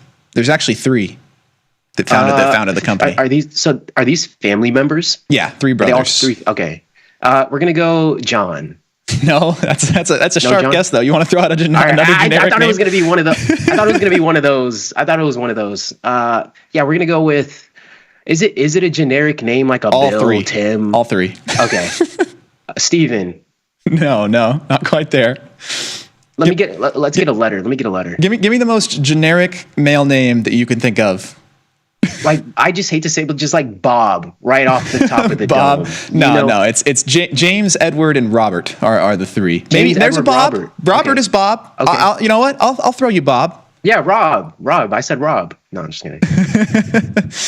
Yeah, Robert's go by Bob. Ben and Bob. Cornelius. Yeah, right. Earl Johnson. Yeah, right. Fun fact: growing up, one of my favorite basketball players was J.R. Smith. J.R. Smith, he was on the Nuggets. I was growing up while he was on the Nuggets. One of my favorite basketball players. If anybody knows ball like that, some game, J.R. Smith was that guy. When he got a hot hand, he really got a hot hand back in the day. That was J.R. Smith, favorite basketball player. And then also his name was Earl. So I was like, yo, Earl, tomato. It might be in the blood. Woody Johnson. Oh man. You guys, Big Johnson, you guys are inappropriate. All right, we got time for one more to get in this list because we need to build this as time goes on. Real quick, Tesla's been a little quiet. I know Tesla earnings was not too long ago. So we got some pharmaceutical in there. We got Pfizer. We have Johnson & Johnson. J.R. Smith, shout out to Newark, New Jersey. EV. Noted collegiate golfer J.R. Smith, I might add. That was Yo, Gus knows ball, bro. Gus knows ball. Bro, you pick out the littlest of details that don't have anything to do with the exact thing we were talking about. I'm like, I know you know. Southern University, baby. I think. Yes, sir. We're gonna go with we got Waste Management, we got Qualcomm, Eli Lilly. What was LMT again? Lockheed Martin. We're gonna go with. I know we don't have SPY in here, but we have QQQ. SPY would be a little boring. We need something a little bit more than that. LMT was part of our war index. I remember doing that. Okay. Yeah. What else? What else we got going on? Do we have some nuclear? We do have some nuclear. I see SMR in there. Do we have PLTR in there? Hey, I know you're a PLTR hater, Gus. I know. Hear me out, though. I'm one of the biggest PLTR haters. We could throw it in there. Like we said, risk is the whole idea here. Absolutely. This thing is going on a massive run after its initial run. Yes, the W pattern. The classic W pattern. It actually is just a nice double bottom we're seeing there, but that's funny. It's pretty perfect. It's whatever you want it to be. It's two snow cones. PLTR, that describes the entire damn company, Palantir. It's whatever you want it to be. Nobody knows. What are they worth? Who cares? Let's buy it. We move off of vibes. No, the market really does move off of vibes. It does. Being real. Oh, yeah. It's a vibe for sure. market. It is. Yeah. It is. AKA sentiment. It is. Yeah. It is just sentiment, but that's a good way to classify it. I've actually thrown that around in the office recently. Yeah. It's all just vibes. So are the vibes bad? Yeah. Let's panic and sell everything. Yeah, are the vibes bad? We're in a recession. Are the vibes good? We're not. Like that is the main metric point. But we are coming to a close here. Gus, anything to add before we hop on out of here, brother? I don't have anything else. I suppose we're one more negative GDP quarter away from the definition of a recession. So that's something interesting to monitor. Unless the goalpost is moved, but I don't know. It's true. We'll see. It's true. Yeah. Anyways, that's gonna wrap it up for today's segment. Thanks to everybody that was taking the time to hang out with us, chop it up a little bit. We'll see how some of these earnings play out, especially into the rest of this week. We will be back next Tuesday, putting on a new risk, and we'll be adjusting all those positions from there. But that's when we'll give an update. Thanks for taking the time. Be sure to stay tuned for more segments coming on next, and we'll catch you guys next time. Peace.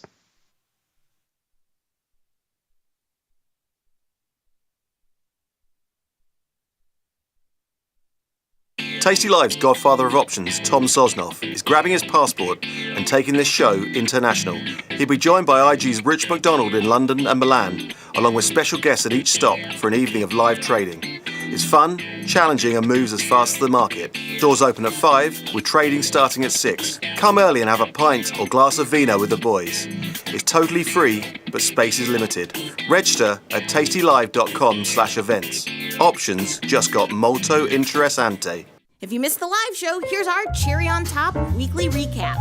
Bat, how about you? What did you get up to last night? Any shenanigans? Watched a little hockey. Watched my pool get filled up with water. That must be exciting. When it goes to each level, what do you do? We have a party. You have a party? Have a little party. Do you fill it with cold, crisp bottles of Saratoga Springs? No, you use Fiji water, don't you? Avion? No.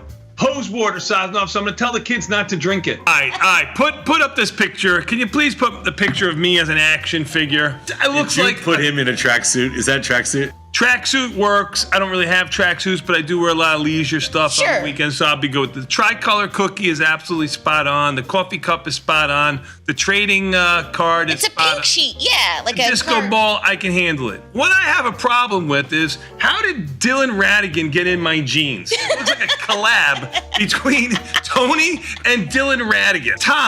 It looks like Tom. Like that's Tom. I mean, that's because I did this one. Right, that's Tom as a gnome. You're perfect. You did you, right? Of course I did me. Yeah, of course. I could have told you that. So I have a can of Diet Coke. Liz and Jenny. Can't say anything bad about that. They have the zebra and the jade lizard.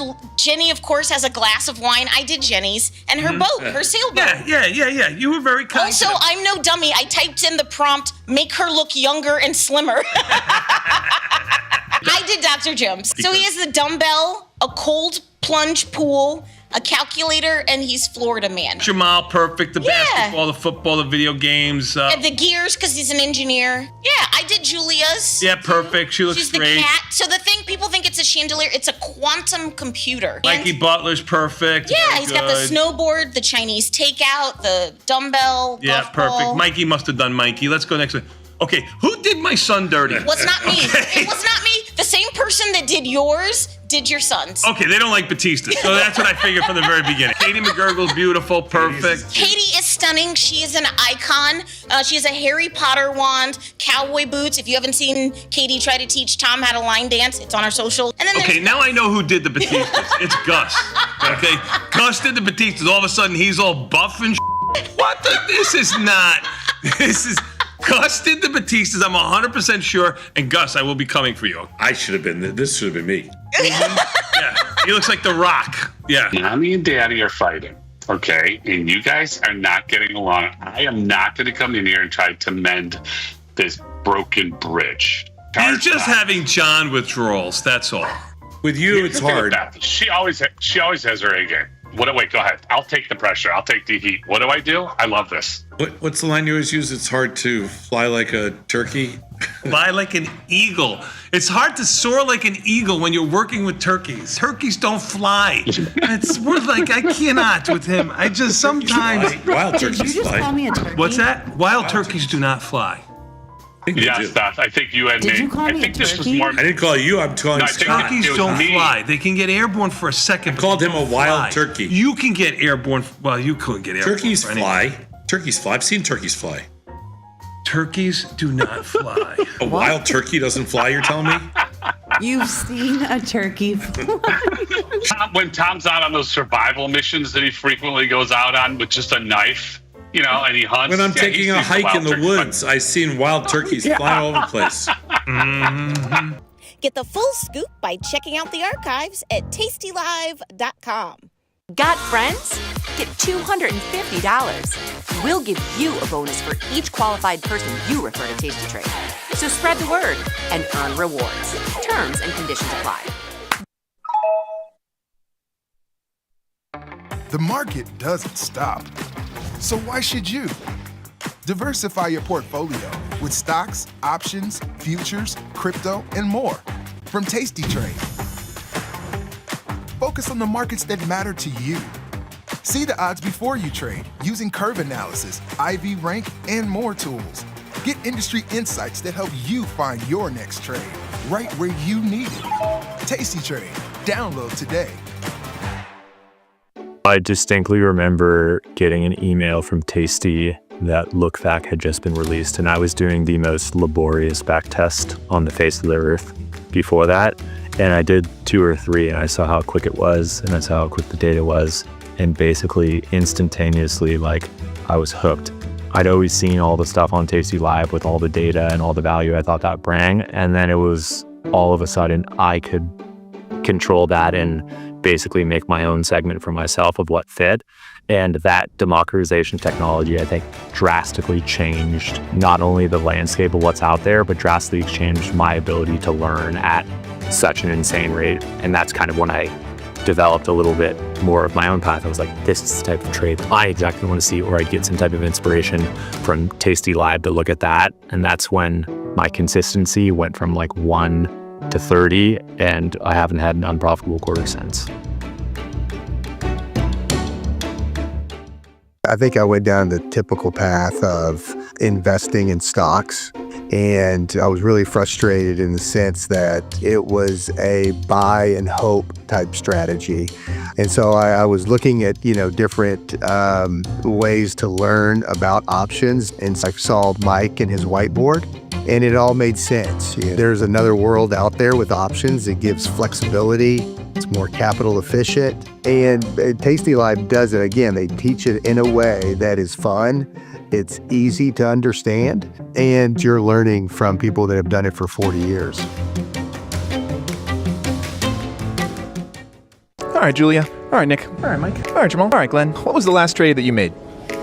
Oh, it was bad. Oh, man. I bought SQQQ. It's like a 3x inverse ETF ETF. I feel like I get shit on for the inverse ETF trades. They're not, I wouldn't say they're always good trades, but I'm like, I kind of don't want to get in the options right now, but I want some leverage. I got long some Apple, and it just happened to work out in the last about 5 minutes here. So I sold a wide put spread out in May, and it basically lost half of its value in the last 5 minutes. My last trade was closing out a Meta calendar spread that was worthless prior to the 500-point rip in the E-minis. Last trade I placed was I closed out a put spread in SPY. It went well. I regretted to say it was a long put spread that I put on yesterday into the big move, and I closed it out since we retreated in price today, and it's worked out well. Short gold options. How'd it pan out for you? We're still alive, but we're not looking good. If you don't come from money, working with money sounds like the quickest place to get to money. So this idea of allowing money to work for you was fascinating with me. And then the more I get into it, the more I realize it was just a big competition. You know, it's like a big poker game with really smart people who know game theory, and nobody knows tomorrow, but they're all just taking calculated risk. And when I figured out that's what it was, like it wasn't this weird world of like somebody knows exactly what's gonna happen and this guy's got great stock picks, it's all just calculated risk, that gave me inspiration that like, well, I can do that.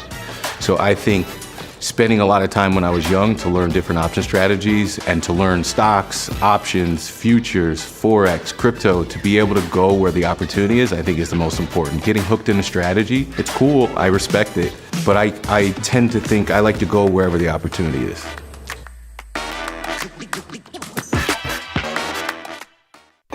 Feel like your wardrobe is missing something? Like style, purpose, and maybe a dancing dog? Can I pet that dog? The new Tasty Trade and tastylive web store is now live. New merch, bold designs. Did we mention all net proceeds go to one tail at a time? Invest in the real bull market, dogs. Go to tastytrade.threadless.com. Grab some gear and help some pups. You get merch, they get a home. Having trouble understanding what your trader buddies are saying? Here's what it means when they say catch a bid. The term catch a bid is in reference to the stock's price action. The bid price is the price at which you can sell a stock at. When a stock continues to go down, so do bids, meaning the price at which you'd be selling the stock is continuing to go much lower. If you miss it, you can't catch a bid.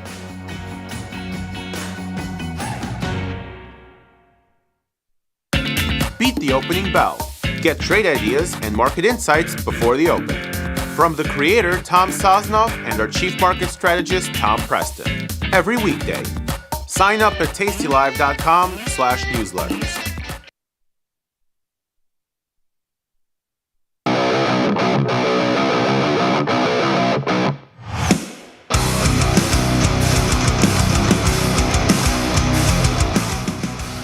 Oh, yeah, it is Thursday, May 1st, a little bit after 5 p.m. Central Time, the best time. You know what that means. It's time for Tasty Live's evening show, a little podcast. A little podcast called The Price of Truth, a little show where we like to explore the incentives that govern our world.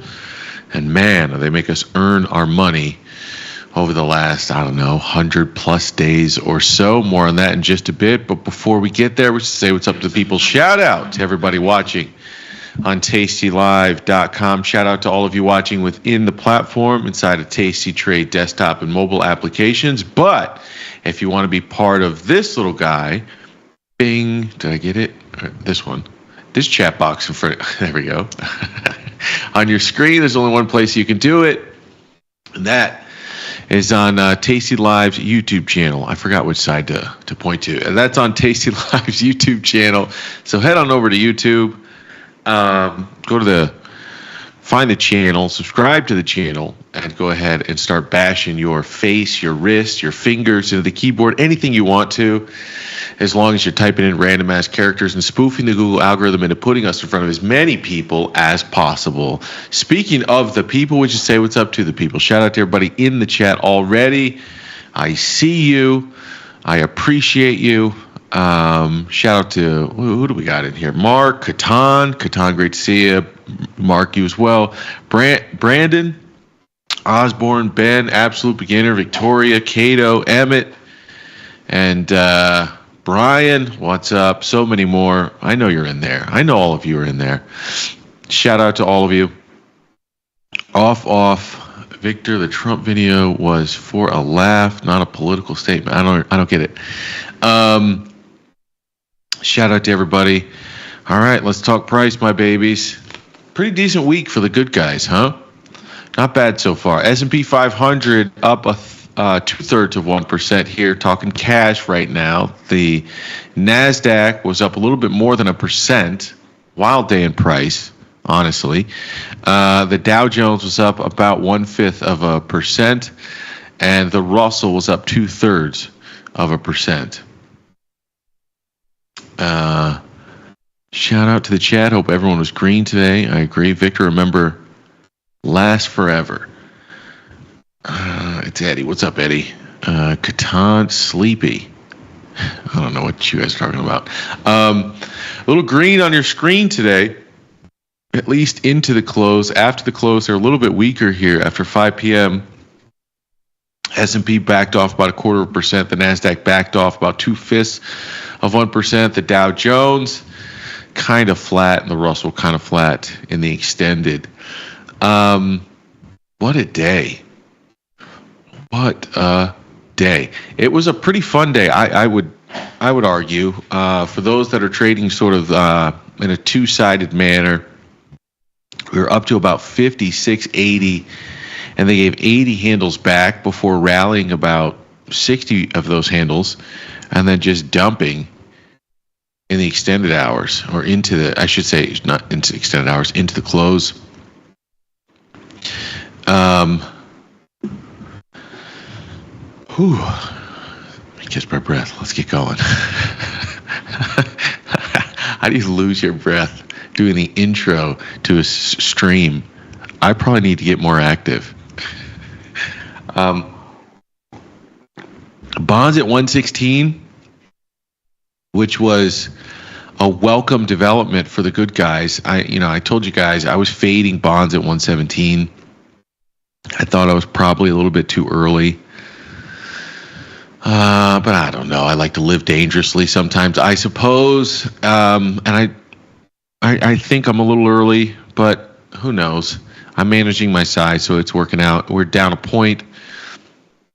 So I guess we turned something into nothing on a one-day basis. But again, it's just the risk reward in bonds right now to do anything. At 117 is kind of this line that we've been at for a very long time. To be at 116 and take a position, it's a bit risky. 110, they're probably interesting to buy.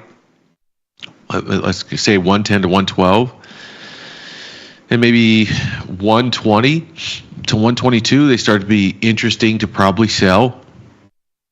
And anything in between is probably this no man's land, sort of this idle chop zone, but I just cannot help myself. Just take a quick look at the curve here. I don't know, to end the week, we got a whole bunch of nothing. You know what I mean? We started at 65 basis points. We got that original flattener that we thought what would happen. The administration changed their rhetoric a week ago. We thought that could create a flattening of the curve. My thought was maybe we'd see 20 basis points. Maybe we'd come into 45 basis point difference between the 2s and the 10s. That didn't really happen. We got 10 points of flattening, so we came in from like 65 basis points to 55, and we have not really done much with that. We've stayed there for most of the week. Even though you got a little bit of movement, bonds one way or the other, to be honest, just a whole bunch of noise right now. And this is kind of what I love.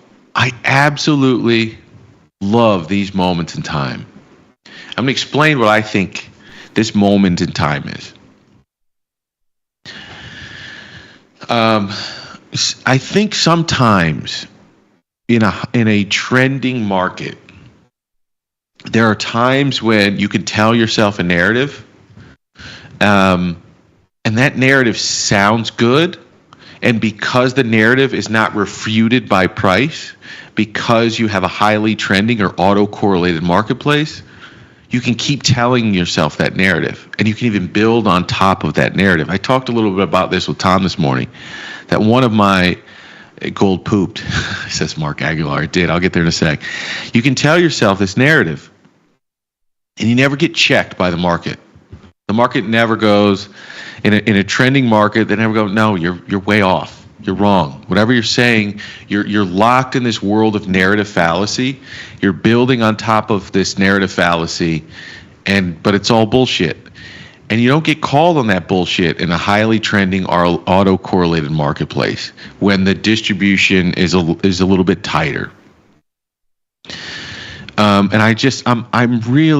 I think the last 3 weeks, I just keep thinking about Daniel Kahneman's book and the cognitive biases that sort of govern, or that can govern, our decision making. I talked a little bit about confirmation bias with Tom this morning, but I think there's so many that I think it benefits people, and I'm not trying to be preachy at all, but I think it does. I try to remind myself, I'm not trying to preach to anybody out there, but I try to remind myself about narrative fallacy. Be careful, Victor. Even the stories that sound good could be total bullshit. Are you compelled to this idea because it has a compelling sort of narrative? Is it a compelling story? Or can you back this up with data in some way?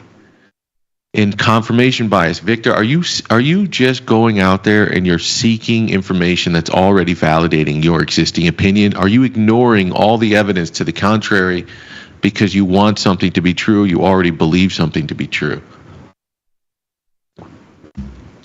I see this all the time in the comment section.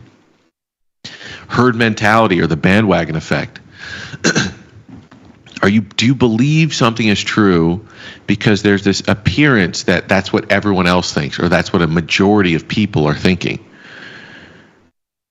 You know, it's kind of like when you watch the news. If you ever watch a panel, you always have an odd number of people on the panel. Let's say they have 5 people. Well, if they have 5 people and 3 or 4 of them are arguing on one side and they only have one person on the other side, who do you think you're likely to believe is true? What side of that argument do you think you're likely to believe is true? It's so funny to me. They used to only do this with 3 people, but now they do it with 5, and it's on both sides. Yeah, you ever watch CNN and you see Scott Jennings on one side and 4 other people arguing the other? And then if you go look in the comments on a CNN video and you see all these people just bashing Scott Jennings, you can do the same exact thing on Fox News. I think it's a show called The Five on Fox News. 5 people arguing, 4 of them on the conservative side, and I think there's one lady, her name's like Jessica Tavarro, something like this. She's arguing generally on the liberal side of the aisle. You go read the comments and everyone's bashing her. It's sort of this really interesting thing we get locked into in the herd mentality of our side, and confirmation bias. I can go through so many more, the sunk cost fallacy, recency bias, availability bias. And then when you're right, people get sort of like this overconfidence bias, right? If your narrative seems like it's being backed up by price, you get overconfident that you're right, everyone else is wrong. So I sort of smile to myself in this 3-week window, because I think what's most important is if you've been able to stay on the right side of P&L, if you've been able to stay on the right side of price, you've probably been able to do that not because you're telling yourself a narrative, probably. It's probably because you're open-minded to the idea that all narratives right now might be a little bit wrong, might be a little bit off, and you're just trading price. As painful as that may be, regardless of what your political bias may be, it's just a price of an asset in front of you in a marketplace that's either fearful or over-rotating to complacency or even greed. And, I find it funny, because I hear a lot of narratives. I heard a lot of narratives 3 weeks ago, ended up in my personal opinion, being sort of dog shit, completely wrong. And then I'm starting to hear a lot of narratives today that kind of seem a bit too rosy, a bit too this is over and everything's going to land happily ever after. I think that's wrong too, and I think I sort of smile to myself in these moments in time where people who have to have a narrative can't find their footing. They can't find it because the price is not confirming anything on a day-to-day basis. So a story that they tell today is complete, it's that story. I posted something about ex ante versus ex post. Ex ante just means before an event, ex post after an event. You listen to people and they'll tell you one thing ex ante or before the event, and you listen to them ex post, and it's like, why do you sound like you're saying the exact opposite thing that you said yesterday? Why does it seem like you're pretending that your opinion was different yesterday? I just think we're in an interesting environment. I think you got to be careful with the stories we tell ourselves. And I think if you can try to not tell yourself a story or live by a story that you've told yourself, or get ingrained or committed to a story that you've told yourself to the extent that you're going to get caught in this sunk cost fallacy, and no matter what new information comes to you, you've got too much invested in this story that you're going to keep trying to rationalize it. I think it's dangerous, and it's sort of, you can sort of chuckle because you've been doing it long enough. You can recognize these things. You can recognize these stories, or recognize when people sort of get caught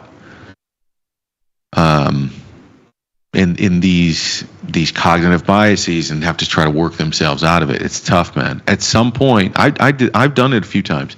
At some point, you just got to go, I'm wrong. I am wrong. I'm going to reset. And you got to be honest with yourself. You got to be honest with people. I'm wrong. I'm going to reset. Where am I wrong? One of the coolest things, there's a guy named Andy Constant. I think he's an absolute brilliant follower. And back in 2022, I think it was 2023, he was right about, being bearish in the market. And then in 2023, you got this end of 2022 into 2023, you got this real, this bullish, pulse in the marketplace. But he was still bearish. And one of the coolest things I ever seen, because he's got a huge X following. This is one of the coolest things that I've ever seen. And it speaks to, I think, his integrity and his desire to want to make money more than he wants to pretend to be right in the eyes of the public. He went online and he goes, this is what I thought was true. It doesn't seem to be the case. Can anyone tell me what it is I may be missing? Tell me why it is that my thesis might be wrong. And he was just open, and he was engaging with everybody that came in and engaged with him. And he did it with such humility and such openness and such a desire to try to understand and find the truth. And I thought that was one of the coolest moments I had ever seen. That this guy who had so much experience, he had worked for Ray Dalio.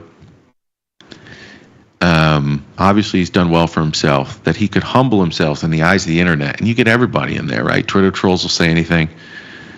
And I thought that was such a cool moment. It taught me a lot, that no matter who you are, if you're on a heater, if you've had a couple of bad calls, there's always room for humility. There's always room for the reset. Sorry for that little tangent, but I've just been doing a lot. If you haven't read Daniel Kahneman's book, Thinking Fast and Slow, I highly recommend it. And even if you don't read it, there's probably some good YouTube videos or, some AI tool that can summarize it for you, something like this. I think there's 14 different cognitive biases he talks about. I'll keep going here. Let me get a second to see what you guys are saying.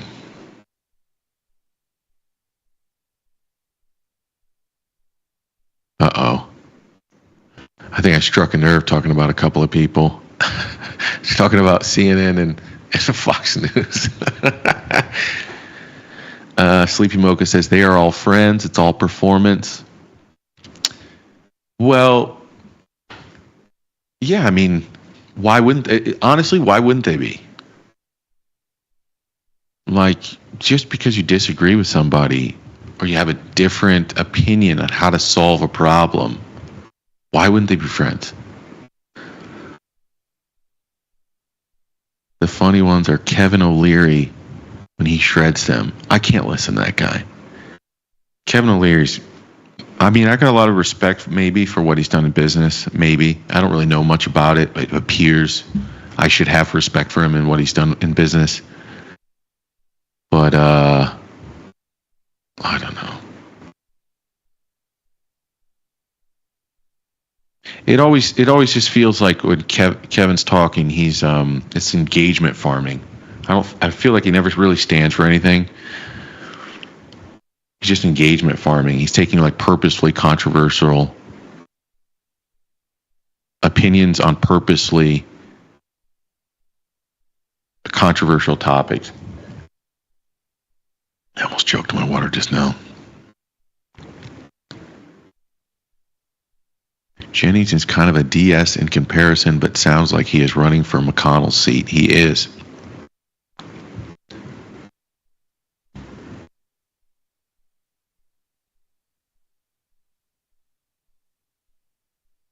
All right, let's keep going.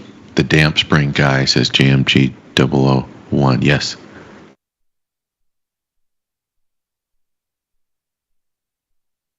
All right, let's keep going. Sure, it's on Audible too. Cool. I did not know that. I'm a physical book guy. That shouldn't surprise anybody. There was like this moment when I thought to myself, I was like, you own all your books on a digital library, which means somebody else in theory has the power to strip away access to any of these books.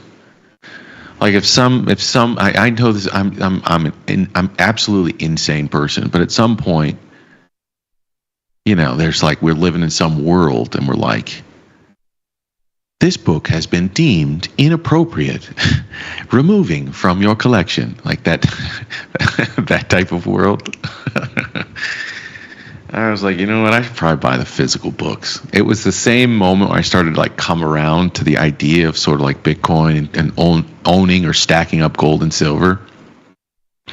At the idea, if you don't really have it, do you really own it? And I thought about that in lots of different contexts. One of those contexts were the books that I owned. And so I was like, yeah, I'm going to stop reading digital books and start buying up all my physical books again. All right, let's keep going. Meta, my babies. How about them apples? I didn't really get to talk about it yesterday. Interesting little reversal. It came off the highs, but it still was, I think it was still a max winner for me at open.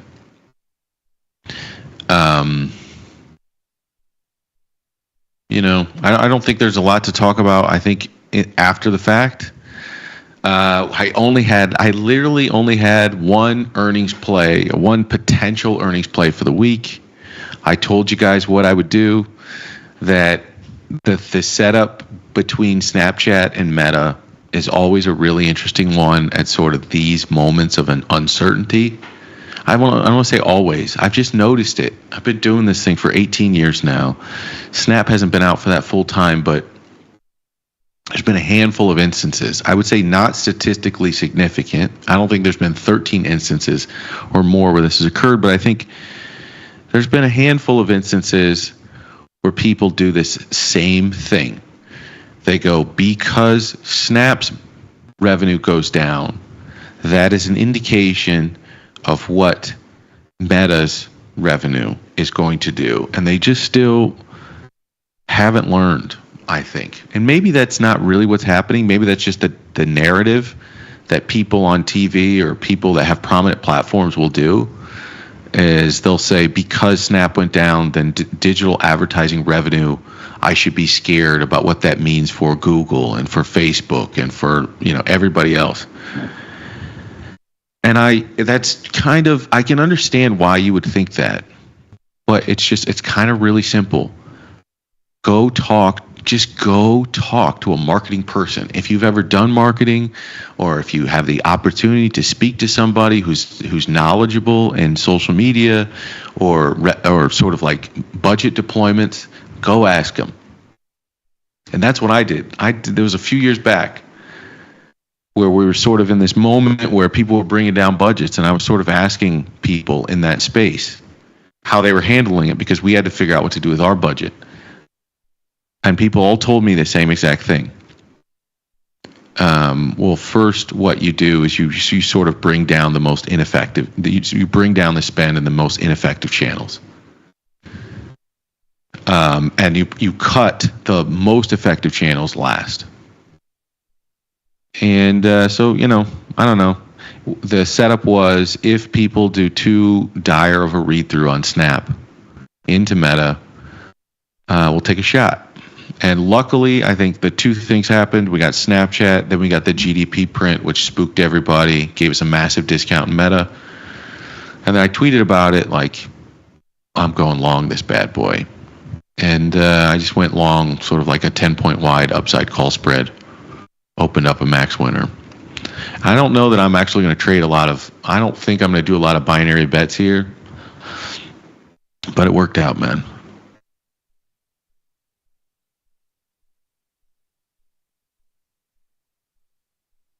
Mark says, Victor has his books in a cave with doomsday prep gear.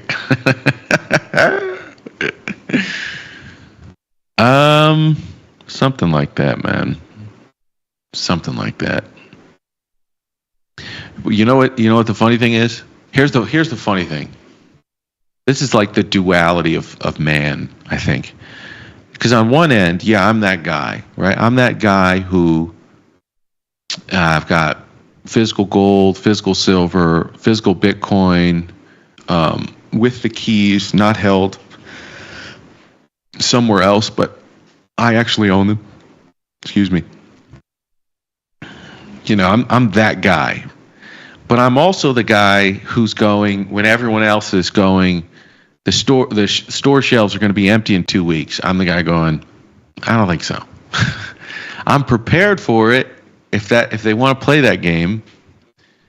But I'm also the guy who's I'm prepared. I'm a prepper, but I wouldn't say I'm a panicker. You know what I mean?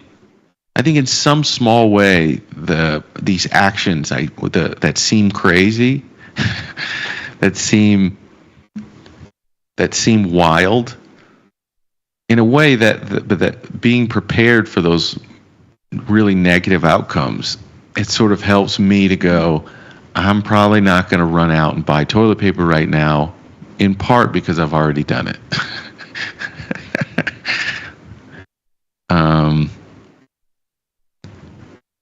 So yeah, I don't know. I just think it's funny, It's funny in some way because I've thought through the distribution curve far enough a long time ago that in the moment when people see the catalyst and go, oh my God, what if I can't buy this, or what if I can't buy that? It's like, oh, you thought I was crazy a year ago, didn't you? Now you're worried. Now you're worried, aren't you? Bitcoin, my baby's up to 96.7. I decreased my Bitcoin position today. Today or yesterday? I think it was today.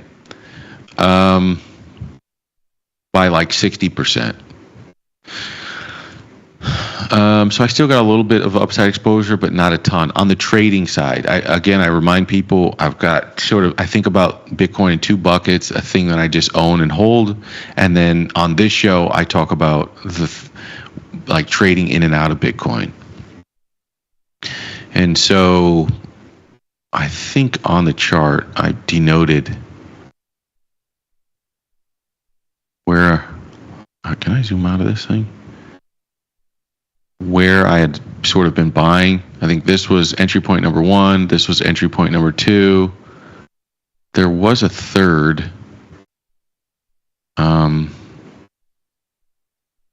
There was a third. But I think it was actually recently. I think it was back in this channel somewhere. And so I've worked out of a little bit more than 60% of that position, so a little bit riding to the upside. But at 97, man, it seems like this thing wants to go. And I don't know where that thought is coming from, but it's just the setup of regulation, the setup of a Bitcoin reserve, the setup of more friendly, sort of a more friendly environment to build, the setup of a weaker dollar, the setup of sort of foreign nations needing to protect themselves in the instance of U.S. devaluation.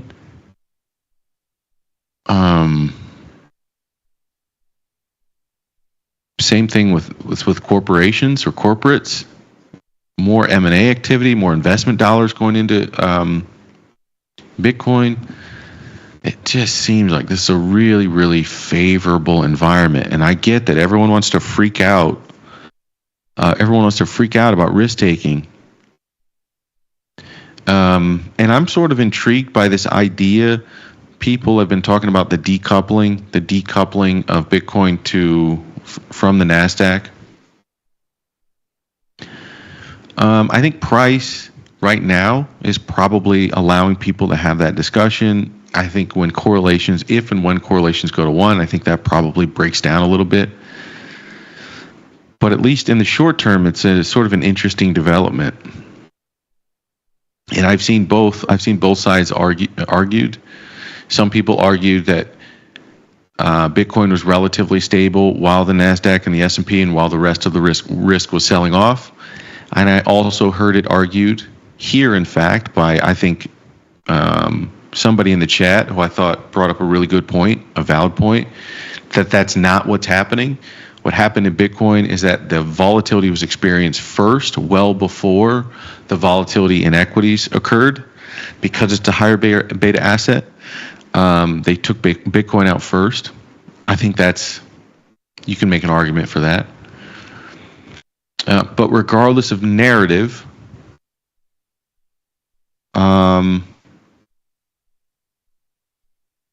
I think if you believe at its core that what matters here is the scarcity of Bitcoin, that there are 21 million of these things, if you believe that that's the most important aspect, and that we are currently at 6 to 7% of deficit to GDP, and that if we are actually going into a slowdown,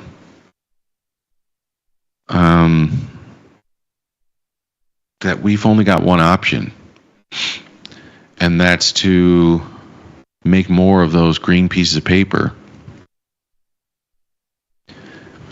then you've got one hell of a force to sort of support the upside premise in Bitcoin, regardless of the risk-taking appetite of the market.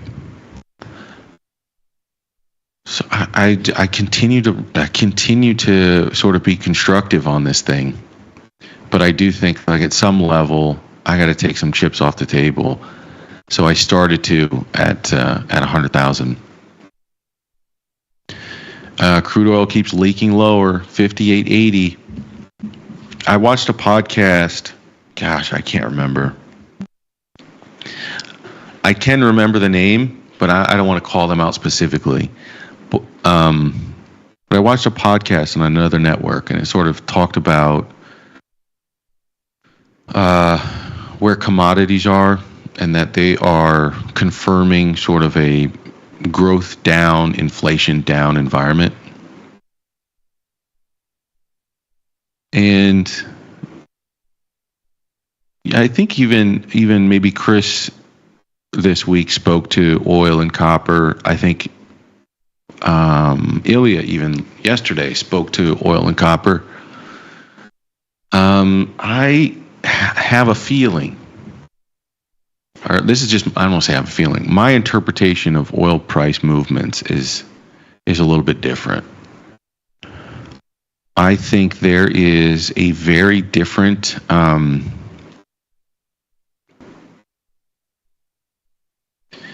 I think there's an administration that wants a certain outcome, and they want it for negotiating purposes, and they also want it for their own domestic agenda. And I think there are ways to pull certain levers of power to try to get that outcome. And I think, I think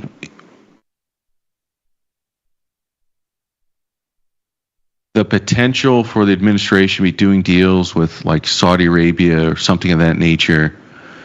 The administration signed the mineral deal with Ukraine.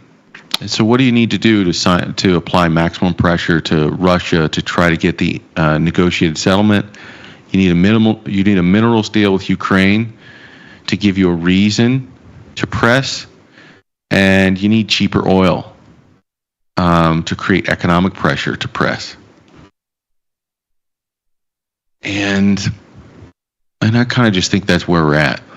I don't know if the crude oil narrative is any deeper than that. Copper, I would argue, it's not cheap. So that's the other part. That copper's not making new highs, but $5 copper was expensive, man.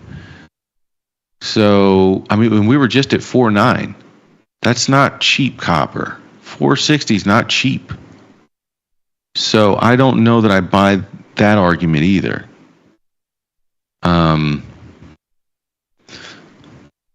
So yeah, I think in some way I hear that point of view. I don't know that I share it. And I think there are ways I think there are alternative viewpoints to see what's happening right now in crude oil specifically. And copper, I would argue, is not actually cheap. All right, let's keep going. Let's talk about VIX term structure for just a little bit. I am fascinated by the length of time. I kept telling you guys at the beginning of this backwardation that there are a handful of times in history where backwardation has lasted more than 10 days. And so when you get a backwardation that lasts for 10 days, you can pretty much guarantee you are trading through a time that is going to be remembered throughout history. It might be,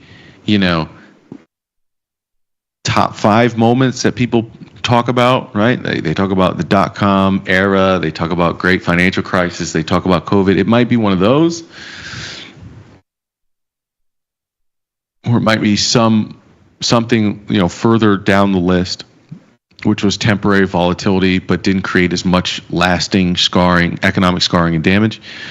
But you're sort of in this moment that will likely be remembered for a very long time. And I don't think you need VIX backwardation to tell you that, but for those that don't necessarily follow this, I'm just calling it out.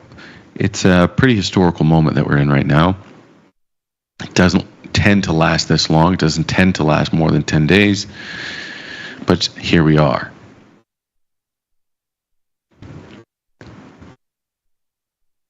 Let's see what you guys are saying. Trade futures and hold IBIT, says Mark Aguilar. I trade the futures. They're not too bad. I don't love the liquidity. You definitely give up something going in, and you give up something coming out. So on the trading side, I use futures. I don't hold IBIT. I think if I was going to hold anything, I want to hold the actual Bitcoin off exchange. But that's just me.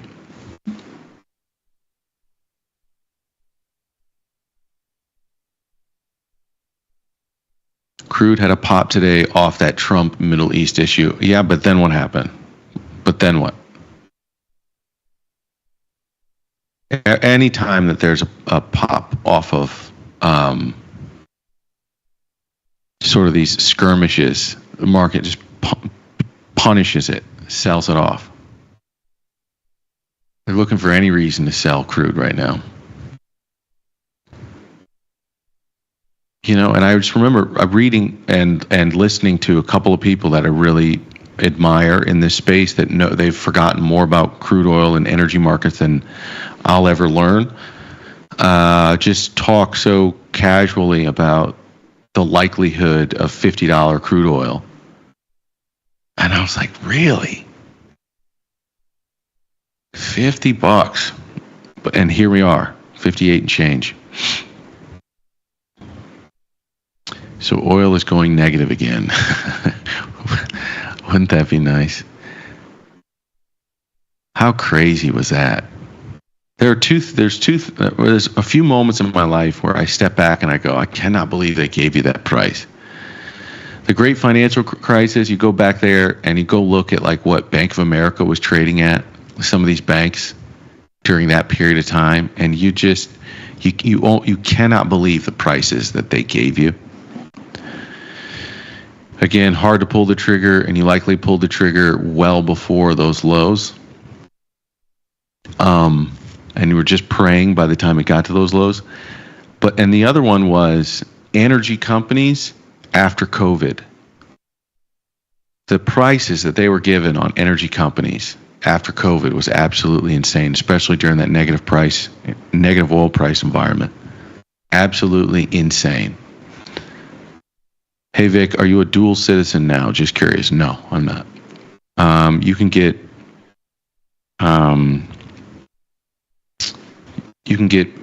longer term visitor passes or permanent residency here well before you apply for dual citizenship. But because you ask, my kids are dual citizens. So my son was actually born in Singapore 5 years ago. We were having our first child, about 6 years ago.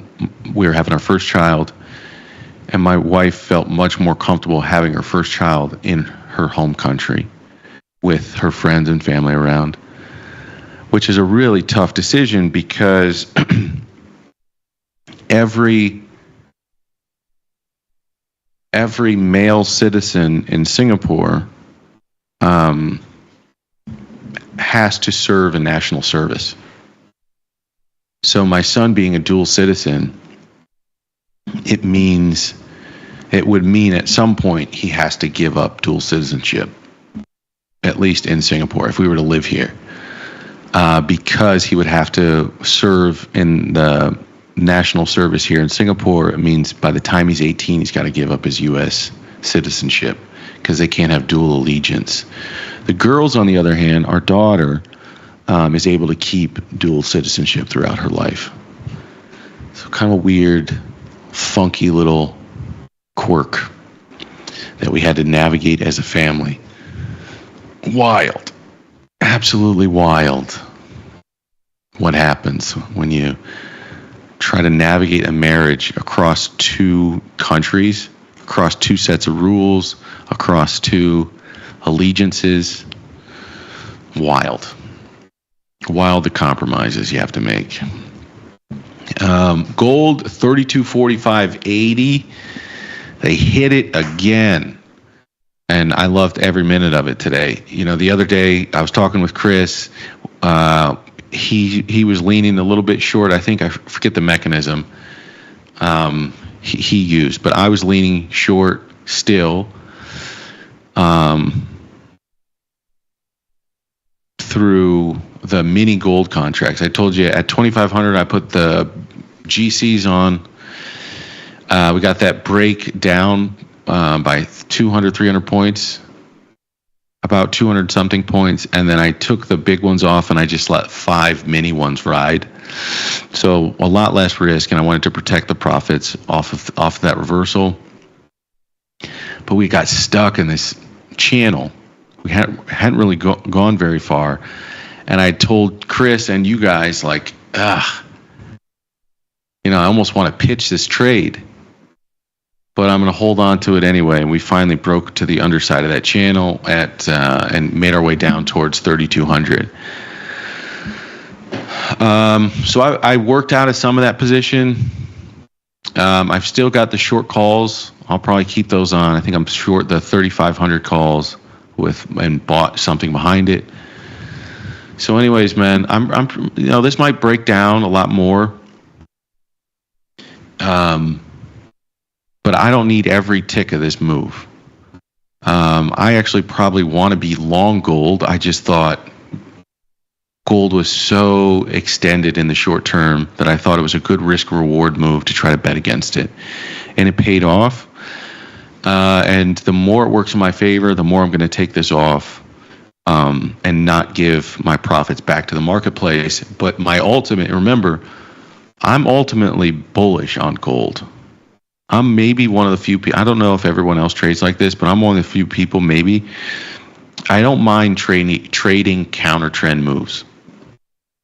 I'll trade with the trend and I'll trade against the trend. I'm long a bunch of these minor stocks. So one of the reasons I'm okay trading the counter trend move, because I look at it as a hedge against my long miners. So if I'm long the miners, if I'm long like Newmont, Barrick Gold, all these others, GDX, GDXJ, if I'm long all these things, and gold has this like blow off moment and I think it's going to reverse, well, probably all my miners are going to have some sort of positive correlation to gold, and therefore if gold has a down move, I'm going to give up some of my profits to the marketplace. So if I don't want to sell my miners, one of the things that I can do is I can just get short gold and protect, or at least make some money on the way down to offset any losses in the miners. And that's why I don't mind trading counter trend. A lot of my counter trend moves are just to protect existing long positions. So it kind of works here. I don't want to get over bared up, but I do think getting back to 3,000 is not out of the cards. I think that's totally possible. But if that's true, then my range is 3,500 to 3,000. So exactly halfway point of that range is 3,250. Excuse me, 3,250, which is bing exactly where we are. So fair value would put us somewhere at 3,250, which means this is a moment where I kind of want to scale out of the short and actually be looking to pick up stuff on the long side, whether that's more miners at cheaper prices or whether that's actual long gold, I don't know. But that's sort of just the way I see the world. It's really simple stuff. I'm not overly complicated. All right, let me see.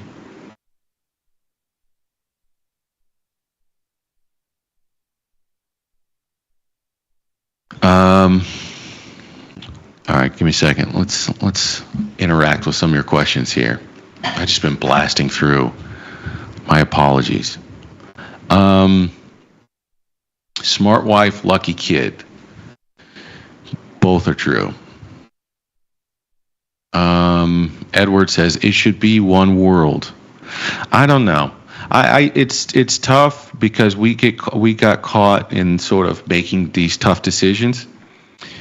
But if I'm being 100% honest, when I look at a lot of the rules that Singapore has in place, they're very simple, they're very straightforward, and in many cases, I totally understand the justifications for them. And the interesting thing about this place, they have methods for exceptions, but they're granted few and far between. So things to stay relatively consistent. And I actually kind of appreciate that. I can appreciate legislation that I can understand the incentive structures for and that are straightforward no matter who you are. I really appreciate that. So in one world, it should be one world and everybody moves right from place to place. I know that sounds good, but when you start to actually unpack what that would mean,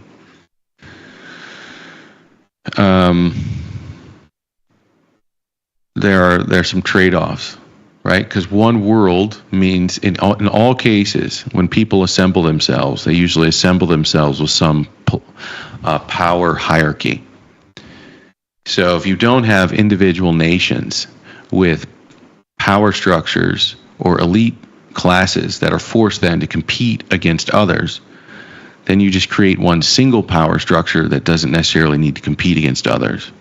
To me, I could see worse outcomes in a world where there is no competition for a power structure. I could see that being the worst possible outcome, actually. I didn't think USA honored dual citizenship. Well, because he's the son, because he's my son, he got U.S. citizenship as a birthright. Ben says you've got 13 years to move then. Maybe. Well, they have an exception process here. And if we hadn't moved back here, if we had just, stayed in the United States, then we would have likely qualified for that exception, But because we moved back, or because we moved here, that's going to make things tricky. But I actually think my son, if you stay 13 years in a place,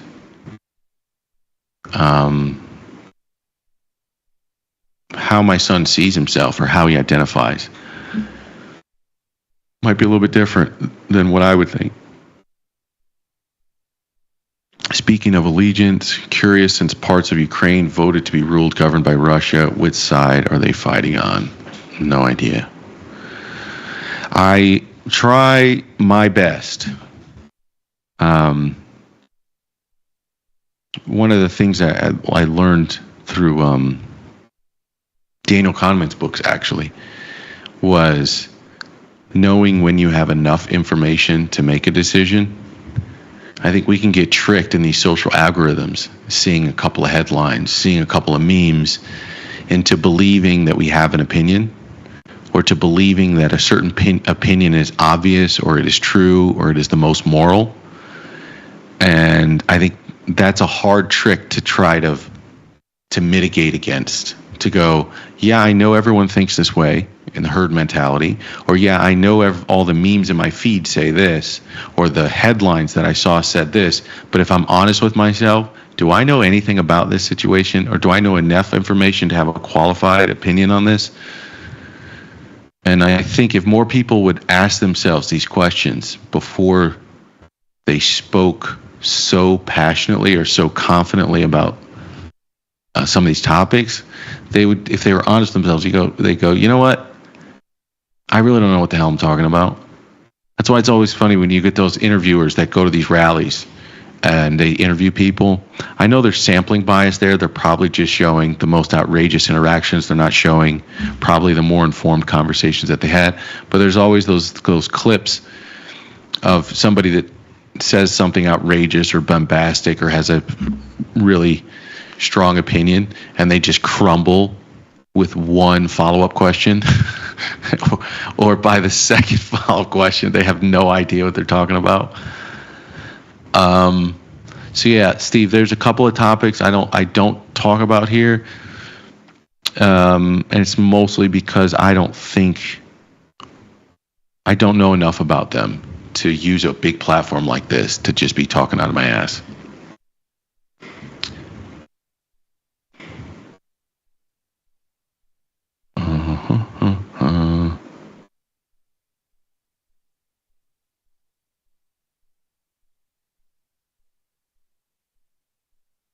Unless your son wants to stay in Singapore, there are certainly worse countries. Yeah, no, I think they're pretty happy. It's me, man. I'm the one that misses home. But the kids are young. Every once in a while, my son's old enough and had a good enough time in Chicago. I mean, we had a blast, man. That he very often will say, "Dad, I miss Chicago. Can we go visit?" And that sort of makes me tear up sometimes. I get proud of him when he says that. Anything else here? Chaz says, oh, interesting. There's too much diversity in culture and class across the world for a unified planet right now. Kind of, yeah. I see what you mean. Though in my personal opinion, I feel that's what we're losing. I feel there are aspects of nationalism. Nationalism gets a really bad rap. There's a bunch of negative context assigned to that word, but nationalism in the context of, you know, Americans, Italians, the Irish, the Australians, the Chinese, the Russians, the Japanese, the Nigerians, everybody sort of has these unique cultural characteristics and these unique set of beliefs. And to me, I think that's special. And I actually think in some ways, the more we're all looking at the same stuff on these phones, the closer we're coming to a world where the cultures are mixing.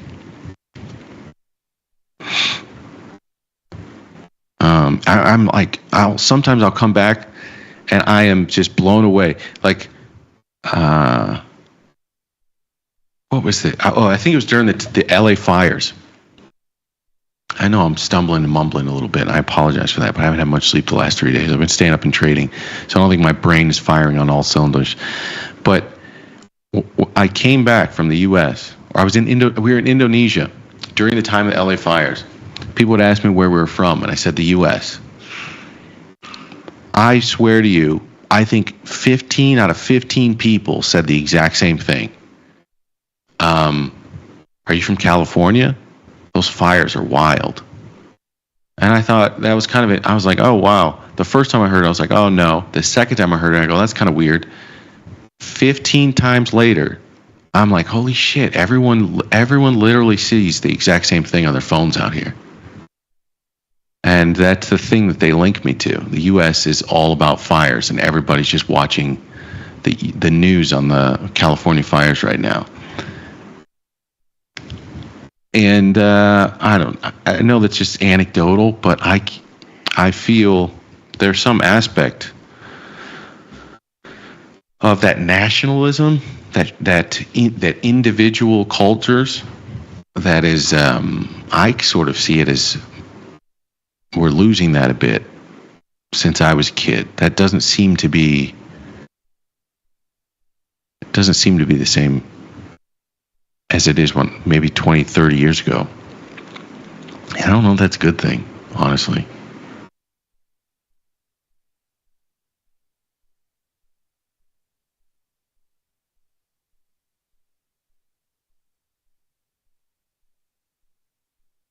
I'm a four-country mutt.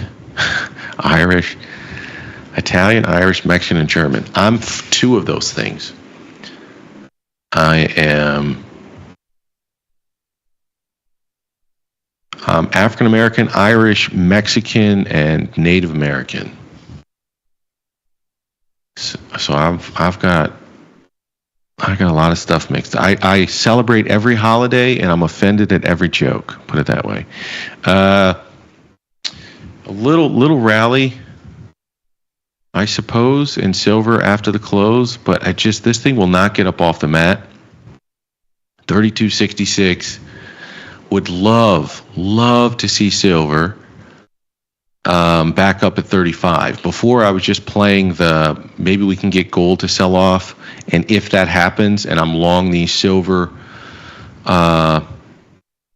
deltas against it, I'll be happy, because I'm going to make more on the gold short, and I'm just sort of buying silver against it. But in the case they rally, I'm sort of hoping that silver will rally a little bit more than gold. So when you're playing that ratio, you're not necessarily playing the direction, you're playing just the difference between the two. But now that I'm taking off a lot more of my gold short, I could just use a silver rally here, or else I'm going to have to pitch the long silver part of this trade, which I haven't. I'm actually legging out of it.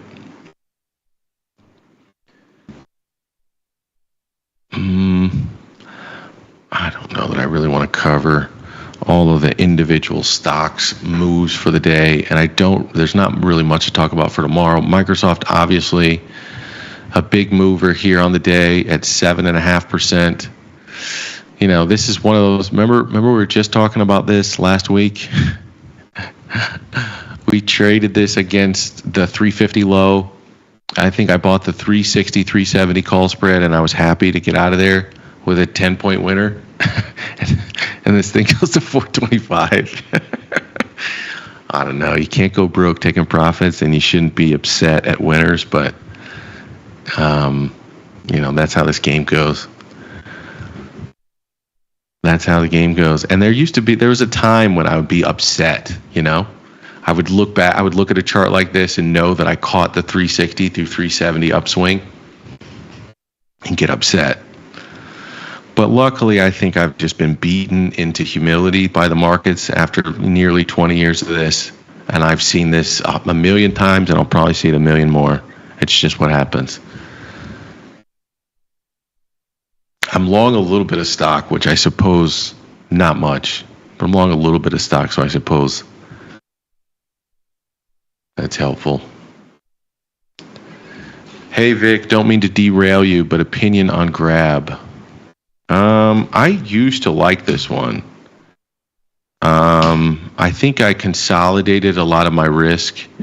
Like at $2, I liked this one.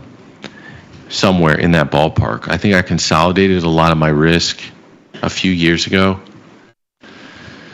And I missed that big run up to like $6. I don't know enough about the specifics of the value side of this trade. So I'm just going to give you my knee-jerk reaction looking at Grab.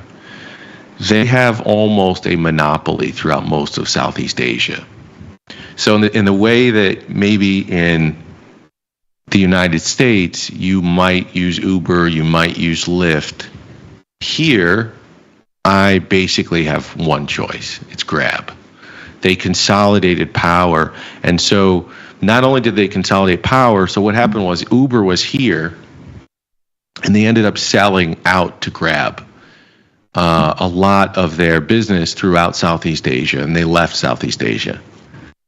So Grab was able to sort of consolidate power in a lot of these places. They don't have a monopoly in all places, but in Singapore, it's the only option. And not only is it they've consolidated power, but they've also worked their way much closer to being sort of the all-in-one app. So, Uber has eventually done this. Like now you can get courier services there. You can get shopping done there. I don't know. There are other add-on services. But Grab was sort of that all-in-one app much, much sooner. I personally like this as sort of access to a certain revenue in a certain part of the world. I think that developing area of the world is a potential beneficiary of the geopolitical conflicts that we're seeing, as long as it doesn't escalate too far. If it escalates too far where everybody's forced to pick sides or else, then that's going to be bad for the global economy. That's not good. But if it's just a shift sort of where dollars are created, where investment capital flows, where people are looking to move their supply chains, I think it could be beneficial for Latin America. I think it could be beneficial for Southeast Asia.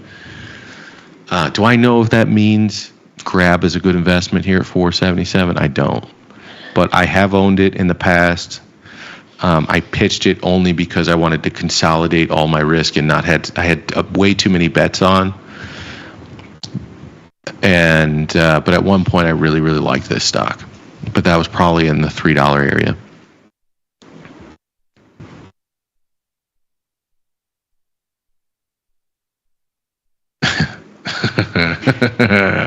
Chaz, I get it. Clever. What's your opinion on yield stacking over short-term T-bills to capture the risk-free rate? Schwab sweeps are terrible. I don't think it's a bad idea. I get it. If at 5,000 at 4,900 or 5,000 in the S&P, I would have said, man, you got to take a little risk here.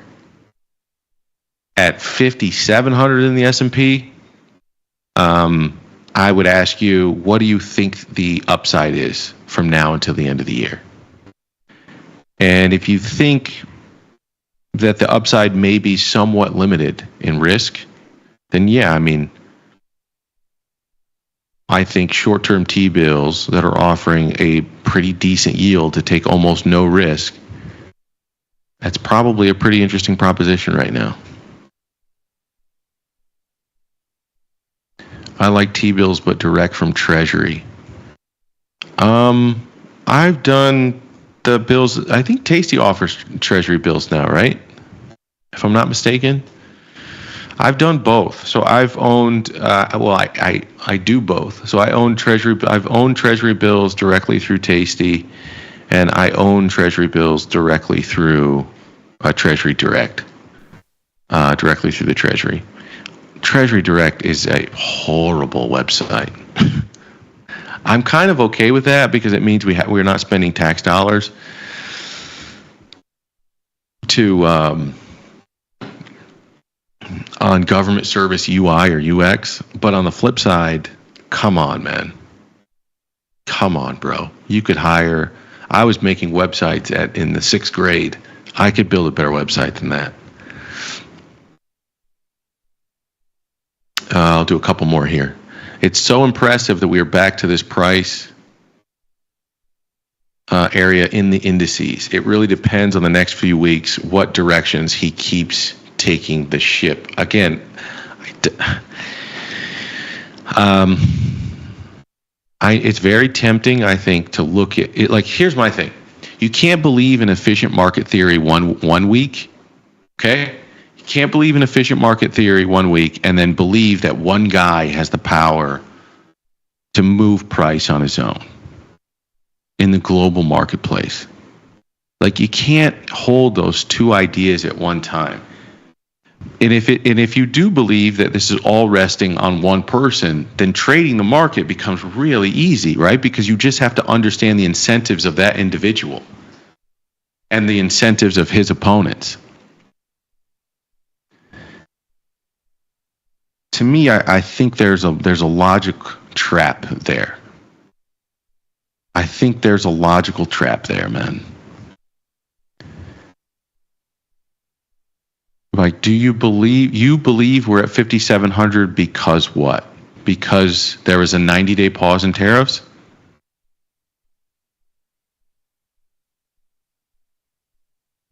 And if that's the only reason, does that mean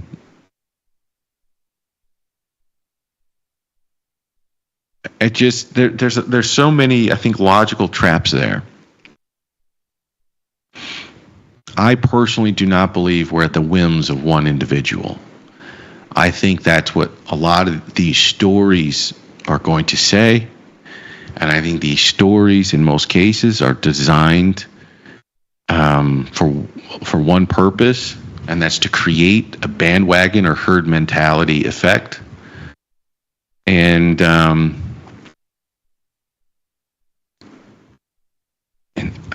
I don't know. I think the truth is probably a little bit harder than that. It's a little bit more difficult than that, I'm guessing. That's just my guess. Jeremy Walls said, I called 5750 as target 2 to 3 weeks ago. Nice call, Jeremy.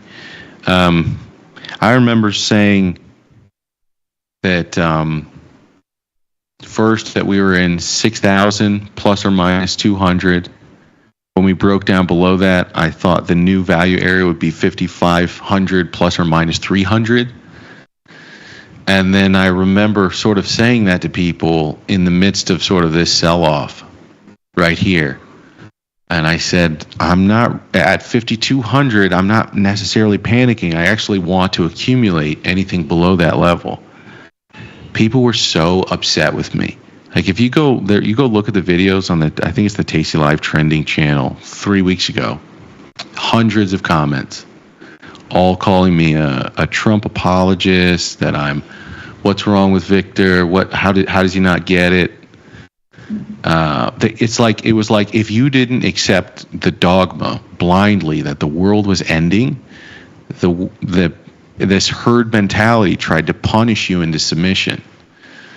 And it turns out that having your own opinion that runs contrary to consensus is an interesting way to make money. Who would have thought? That's going to do it for us today, folks. I appreciate you hanging out with me this week. It's Synthetic Friday, so we're not going to be back tomorrow, but we will be back next week. And if you have some time this Sunday, come join us for First Call, Sunday at 5 o'clock p.m. Central Time, the best time Actually, we start at 4:55, to be honest. That's always a good conversation. In my personal opinion, a good way to start the week. If you want to follow me on Twitter, I'm super active on that during the day, talking about any intraday risk that I'm taking. You can follow me there at Victor Jones. The Owen Jones is 0 because I like to be difficult. And I'll see you back here next week, folks. Till then, I've been Victor Jones. Peace.